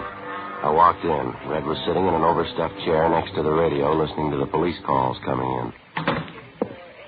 What's the matter now, Lindsay? Why the gun? Don't try any of your conning this time, you two-bit What's thief. the matter with you? Put the gun down. No, not before I get what's coming to me. You and your lousy punks. What are you talking about? Where's Stan and Max? Dead, I hope. That leaves only you to deal with. I should have known better the first time when you had me tamped. I should have gotten out right then. What's in your craw, guy? Come on, let's settle. Oh, you know what. Now look for yourself. 6 G's worth. Powdered sugar. You didn't think you could beat me for this, did you? I don't know what you're talking about. There's more in this than me. If you don't square up this thing with us, there's ways of taking care of you. I'm on the lam anyway. Now, one more beat isn't going to make that much Put that difference. gun down, will you? Now, let's talk it out. It doesn't make sense. If you've been beat, then so have I. Don't try to sell me that line. Get both of them out. I know they're here. Now, come on. Get them out here. Watch that gun, will you? I don't know what you're getting at, Lindsay. They're not here. Didn't you see them, Max and Stan? Sure, I saw them. That's why I'm here. I gave them the money, 6 yards of it, and that's what I got, powdered sugar. Now, you start explaining, smart guy. It's the truth. I don't know where they are. I gave Stan and Max 20 ounces to take to you. I told Stan to make the meet with you inside the restaurant. Max is supposed to be the lookout. Oh, yeah, sure. So help me. I don't get it. Two of them never tried anything like this before. Weren't you tipped off at all? Maybe the way they acted. Something they said. No, nothing. That mooch Stan was a little unhappy. He said he wanted a fix and you wouldn't give it to him. That's right, I wouldn't. Well, then you should have known better. It's no time to get stingy with him when he's going to make a deal for you. You know what happened the last time he took a fix before a job. I sent him out to that park to watch you. He ends up by tamping you.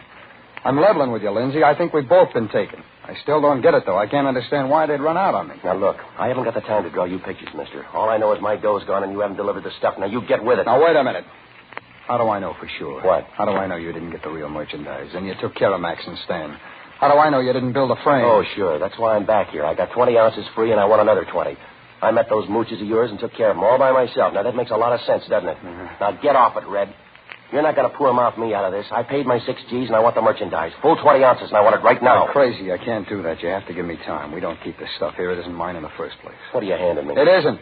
I'm just a middleman, that's all. You'll have to give me time. Maybe we can work out something for you. You bet you're going to work out something for me. You got my 6 G's. Why'd you try and big shot me in the first place? All right, calm down, huh? Trying to make me believe you were the big man. You ought to get wise to yourself, Red. Why should I deal with a middleman? I can probably buy the junk cheaper from your boss. Now, where's he? You couldn't buy it at 2 G's an ounce. He wouldn't sell it to you. I handle all this stuff. I'm the only one he works through. What makes you so special? You can't even handle a 20-ounce deal and keep it straight. Now, stay cool, will you? Give me 24 hours. What am I supposed to be doing in the meantime? Same thing I'll be doing, worrying about getting that stuff back. Why try and cover up? Your mooches ran out on you. Maybe. I want to make sure I'll get the word out. Yeah? I'll find out what happened. Before I left Red, we set up a meet for the following night in his hotel room at 7 p.m. Then I left, went downtown to an all-night drugstore, and put in calls to Captain Kearney and my partner, Ed Jacobs. I briefed them on what had happened with Red, and the captain set it up for the three of us to meet early that morning and plan the next move. The meeting point was down off Gallardo Street, alongside the Santa Fe train yards. Joe, over here. Hi, Ed. Captain. Hi. A little late. Anything happen? Well, I did some doubling back. Wanted to make sure I wasn't followed. Things worked out with Red, huh? No trouble? Well, not so far, no. I think he went for my story. He said he's going to do some checking around, though. Try to find out what happened to Stan and Max. Yeah, I halfway figured that. That story you told him, I thought if Red bought that, you'd be in. He didn't buy it that far. I guess it made an impression waving the gun at him, but he still has some doubts. What else can you do to get yourself in solid? You tried about it, everything, Joe. I've been kicking around an idea. It might work for you. I don't know. Yeah? Put on a phony shakedown for him. Might give you a chance to show him how tough you're supposed to be. What do you think? Well, maybe. Ought to help out if we stage it right. When's your next meet with Red? 7 o'clock tonight, his hotel. Room 231, that it? Yeah, that's right. How do you want to work it? Oh, I'll get a couple of men from Metro Division, have them in uniform. We better have them working a radio car. Mm-hmm. We're going to have a good reason for him breaking in on you. How about a 415, Skipper? Joe could go up to the room, pick an argument with Red, and make noise, a lot of loud talking. Yeah, that sounds okay. All right. Both of the men in the radio car will be thoroughly briefed. You'll know what to do Friday. You're out to sell yourself. Act as tough as you think you have to. All right, I'll give it a try. Play it up to the hilt. You give Red the least idea the shakedown's a phony and we're washed up. Yeah. Phone me at the office as soon as you can, the inside line. We'll be waiting for the call. Right. And just one more thing. Yeah? How about that apartment house Stan was going to show you last night, the place where Red's supposed to pick up the junk? He pointed the place out all right. It's going to take some checking. How do you mean? Stan said he drove Red to this apartment house about a dozen times. Always had to stay in the car, though. Red went in alone. Didn't know which apartment Red went to. Well, can't we check him out, Captain? Got some men on it now. Going to take a little time. Big layout. All right. 47 apartments. I left Dad and Captain Kearney and caught a streetcar back to my hotel. I had some scrambled eggs, toast, and coffee in the grill next door, and then I went up to my room and got a couple hours sleep. Late that afternoon, I took in the show at a newsreel theater, had a bite to eat, and then headed out for Red's Hotel on West 54th Street. I got there a few minutes before 7. Red was waiting. Apparently, he'd failed to dig up any information on what had happened to his two operators, Stan and Max. I accused him again of trying to swindle me out of $6,000. I demanded the 20 ounces of heroin. Red had nothing to offer but apologies. All right. Relax, will you? Take it easy. I'll work out something. Take it easy, nothing. You do enough of that for the both of us. You sit there and listen to that radio. Why don't you get out and hustle up those two mooches of yours and get my dough back? All right. You don't have to scream. I said I'd work something out. All right, then start working. Get it. The dough or the white stuff. I gotta have it by the end of the week. What do you want to do? Have it all over the hotel? Keep it down, will you? Why? You take me for 6 G's and I'm supposed to play it nice? Now come off it, mister. I didn't take you for 6 G's. Those two mules did, and you own them. Either you square this up or everybody in the business is going to know about this. What's got into you anyway? You've been boozing it up today? Don't you worry about me. I'll take care of my end. Real big operator, huh, Red? You had all the eights. You handled everything. A real big shot, aren't you? All right, forget it. Red, the big wheel. He handles all kinds of deals. 50 cents to $5. After that, they get too big for him. I said forget it, Lindsay. When this one gets around, they're going to laugh you right out of the business. You can go back to selling razor blades. And knock that radio off. I'm sick of hearing that. You gotta quiet down. You think you're ready to handle it, do you? I told you I'd try and work out something for you. Now, playing tough's gonna get you nothing you ought to know, Red. What's that? What's it sound like? Yeah, who is it? Police officers, open up. What is this? What do you got me? Shut up, will you? Take it easy. Can't say I guess what I mean. All right, open up. Well, I'm getting out of here. I'm not going through any shakedown. You're out of your mind. Hold it. All right, I didn't mean to keep you waiting. Come on in, officers. What's all the noise about up here? Nothing. We're just having a friendly argument, that's all. Can I see your identification? Sure. You, stay put. Yeah? Harry, you better shake him down. Yeah, right. All right, back against the wall. Okay. Come on, hands behind your head. Keep them there. You bet. The lousy fuzz. Come on, grab the other one. All right, good. Both of them. You crazy fool. Now what do we do? You don't have to worry about the other one. He's out cold. Take the gun off this one here. I'll get his handcuffs. Why'd you have to do it? Why'd you have to start something? I told you I can't afford a shakedown. You ought to know that. Better give it up, both of you. You're not going to get away with it. Shut up, will you? You won't go far. Come on, Red. Help me drag him over here. What are you going to do? A fed post here. All right, get his wrists around here. That's it. That ought to hold him. Lindsay, you're out of your mind. What do we do with him now? Don't worry about that. How's his partner? Oh, nothing doing. He's still out. All right, now, cop, let's have it. What's the idea of the shakedown? When we pick you up again, you'll get the idea. Now, come on, let's have it. Why don't you lay off? That's not going to get us out of this. For a big dealer, you got a lot of chicken in you. Now, look, cop, give. Why the shakedown? You're wasting your time. Maybe I can change your mind. Lindsay, you're crazy. Put that gun away. Now, come on, cop, talk. Who gave you the Put tip-off? the gun away, will you? It's only going to get us in deeper. I want some answers. These fuzz didn't come along by accident. There had to be a tip-off. How do you know? You were talking up a storm in here, making a lot of noise. Somebody in the hotel could have complained. Come on, get out of And here. leave the two of them behind to identify us? That ain't going to work. It's got to. What else can we do? We can kill them. You're out of your mind. I can kill them right now. You'll do it alone, Lindsay. I'm getting out. We still got business to do. I'm not looking for a murder rap. Now, come on, give it up. Let's get out of As here. soon as we leave, we're going to have to start running. I won't be good for more than a day in this town. What do I do about my deal? Come on, we can talk about it later. Come on, We can talk right now. You handed me the stall long enough. I got 24 hours left. I want it settled. Okay, I'll talk to the big man. I promise you. I want to have a meet with him. I don't know. Now, you listen. That $6,000 buy was a drop in the bucket. I want to buy more. If the big guy's ready, so am I. You got the money? I got it. Cash. Now, how about the meet? How about it, Red? Okay, I'll set it up. Red got his things together, and we took the rear fire escape that led down to a service alley behind the hotel. Before the two of us separated, we agreed that Red would call me at my hotel at 10 o'clock the following morning. I wasn't altogether sure, but it seemed as though the act I'd put on at the phony shakedown had impressed Red quite a bit. Before I went back to my hotel, I called Ed Jacobs and Captain Kearney and briefed them on the developments. At 10 o'clock the next morning, I was waiting by the phone in my hotel room. At 10:15, Red called. I talked to the big man this morning. I told him what you wanted. Yeah? What's the answer? It's going to be a fast deal, cash and carry. Well, I'm ready. Is he? I think so. Took a lot of talking. All right. What about the meet? I'll pick you up at your hotel. I'll take you to it. When? 8 o'clock tonight.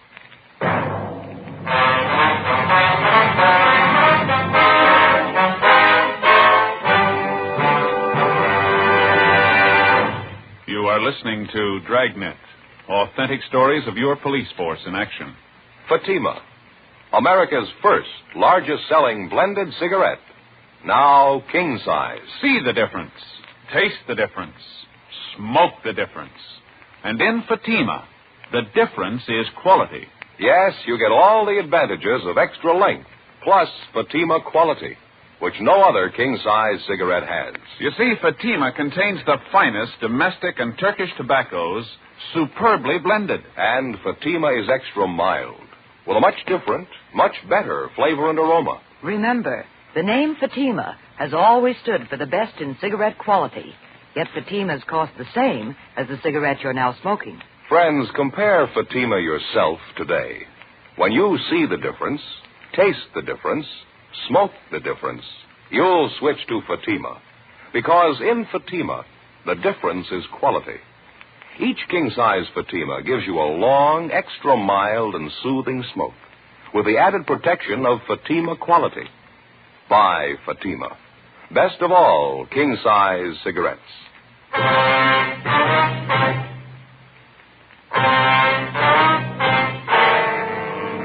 Tuesday, August 16th, 10:33 a.m. As soon as I got word from Red about the meet he'd set up for me with the big man, I called Captain Kearney on the inside line and briefed him on the way things stood. He said he'd have 3 teams of men ready to tail me and cover the meet.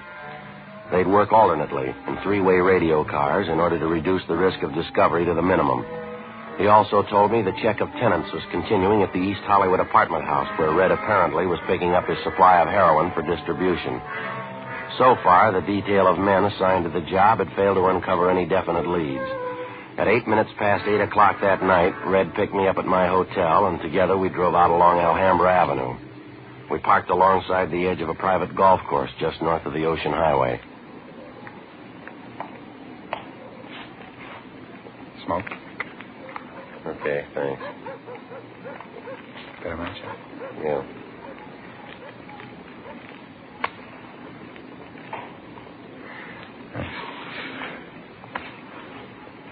Well, what about it? We've been here 15 minutes already. A lot of time.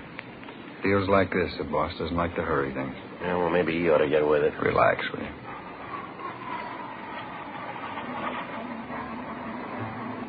So we waited. 9:30, 10 o'clock, 10:30, 11. Still no sign of the big man. 11:30, 11:45. No sign. What time you got, Lindsay? 10 minutes to midnight. Have you got any ideas? Yeah, I guess I can tell you now. Well, you make this one real good, will you? It's been a long wait. Boss wants to make sure about you, that's all. He's checking his contacts where you said you operate up around Fresno, isn't that right? All right, so he's checking on me. What's he want, a blood sample? He's careful. He wants to make sure. If it didn't show, this is what he told me to tell you. Yeah? If you're cleared all around with his contacts, a meet's set for tomorrow afternoon. Where? I'll get to it. The deal's this. You said you wanted a big buy. The boss has got it. How much? 2 kilos. Same good stuff you sampled, high-grade Mexican. You can get it at $10,000 a kilo. Well, that's not bad if it's good quality. What's the breakdown? It's 40% good. You're getting a fat discount. You know that. Well, that depends. 2 kilos, 10 G's apiece, $20,000. You got it. Cash and carry. That's a lot of scratch to get together in a hurry. You got a whole day.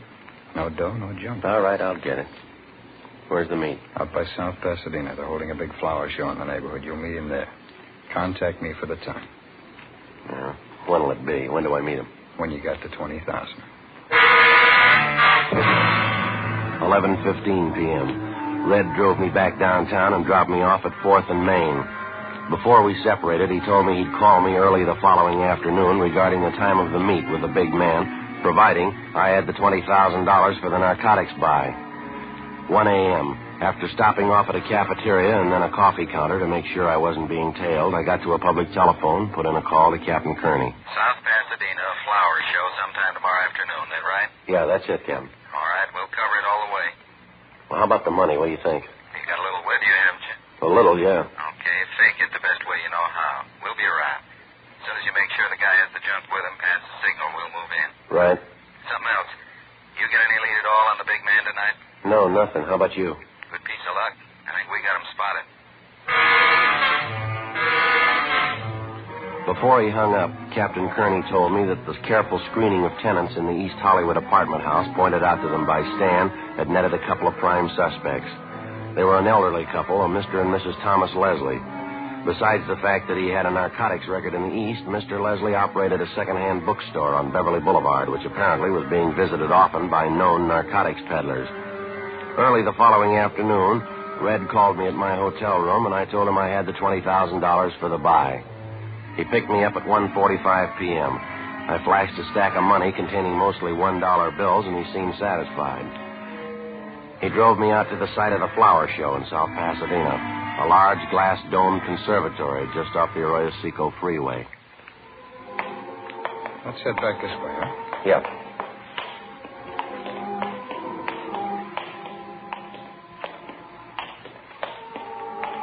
Sure nice flowers, huh? Just beautiful. How many times are you going to have to cover this route? I've seen everything twice already. Won't be long. A couple of minutes. Oh, this way. Come on.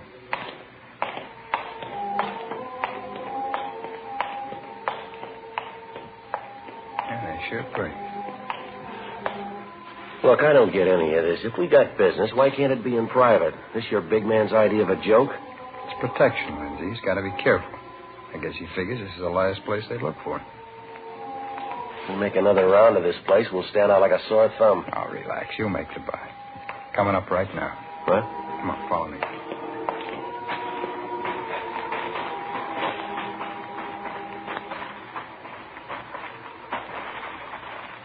Tom, what do you say?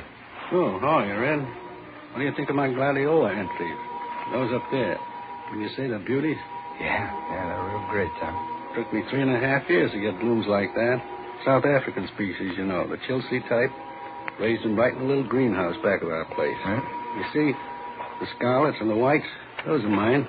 Yeah. Oh, Tom, I'd like to have you meet that friend of mine. Lindsay, this is Tom. Hi. How do you do? What do you think of my entries? Raised every one of them from seeds, Lindsay. They take a lot of care. Yeah, they're all right. Plenty of care. Especially those, the South African type. They take a good, stiff, sandy loam, quality fertilizer, just the right kind of heat and water. Takes a lot of work. Proud of them. Yeah. Look, I haven't got too much time to spend. Maybe we better talk outside, huh? Yes, that takes quite a lot of work. Beautiful blooms. You have all the money with you? All of it. You got 2 kilos? That's correct. You can go out the side way. Hey, Red, you follow behind. Keep an eye open. Right, sir. This way.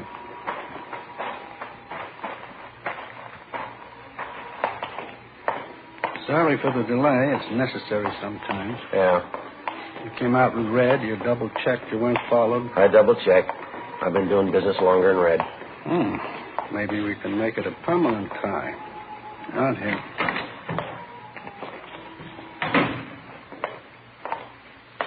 My Cars this way. You always make deals in the open, public places? Not always. It has its advantages. You sure this is the HI sample now? I don't want another phony buy. It's no phony. You can be sure of that. Here's a car. Well, the money. Well, you show me the stuff. Red knows I got the money. Red? Yeah, Tom. The money. You saw it before you brought him here? Yeah, he showed it to me. Right here in my pocket. Have a look if you want. Now, come on. I can't afford to camp on this thing. All right. Keep a lookout, Red. All right, sir. In the car, Lindsay.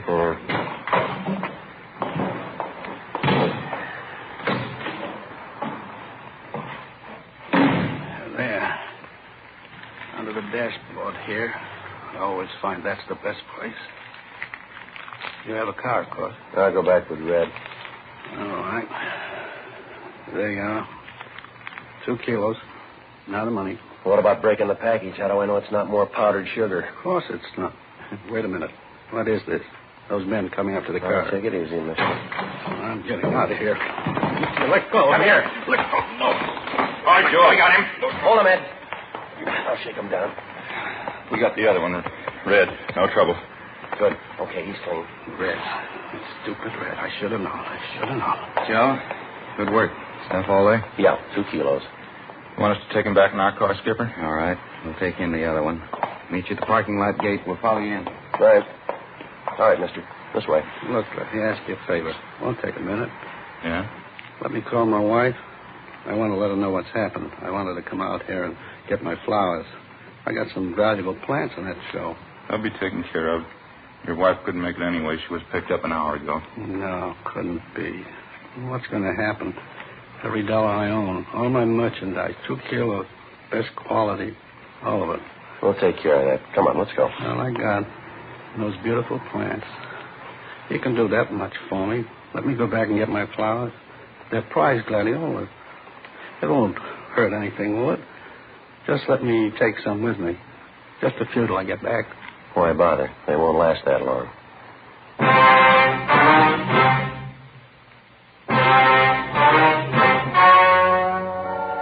The story you have just heard was true. The names were changed to protect the innocent. On December 4th, trial was held in Superior Court, Department 84, City and County of Los Angeles, State of California. In a moment, the results of that trial. And now here is our star, Jack Webb. Thank you, George Fenneman. When you compare Fatima, see the difference, taste the difference, and then smoke that difference, I'm convinced that you'll switch to Fatima, because in Fatima, the difference is quality. Now, to show our confidence in Fatima, we're making a money-back guarantee to every king-size cigarette smoker. Buy a pack of Fatimas. Enjoy Fatima quality, extra mildness, and superbly blended tobaccos. If you're not convinced Fatima is better than the king-size cigarette you're now smoking, just return the pack and the unsmoked Fatimas before April 1st, and we'll give you your money back, plus postage. That's Fatima, Box 37, New York 1. Buy Fatima. Each king-size Fatima gives you a long, extra mild, and soothing smoke with the added protection of Fatima quality.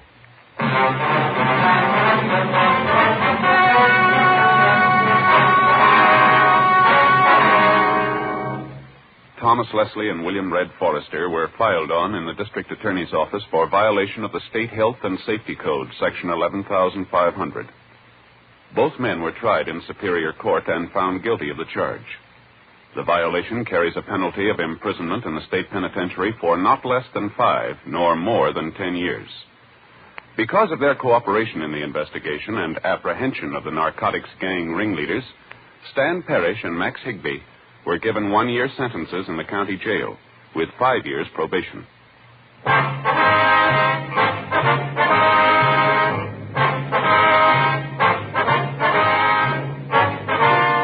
You have just heard Dragnet, a series of authentic cases from official files. Technical advice comes from the Office of Chief of Police W.H. Parker, Los Angeles Police Department. Heard tonight were Barney Phillips and Stacey Harris. Script by Jim Moser. Music by Walter Schumann. Hal Gibney speaking.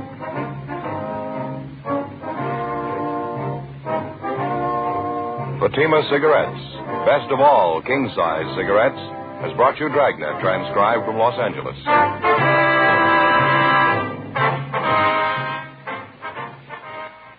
Next, it's David Harding and Counter Spy on NBC.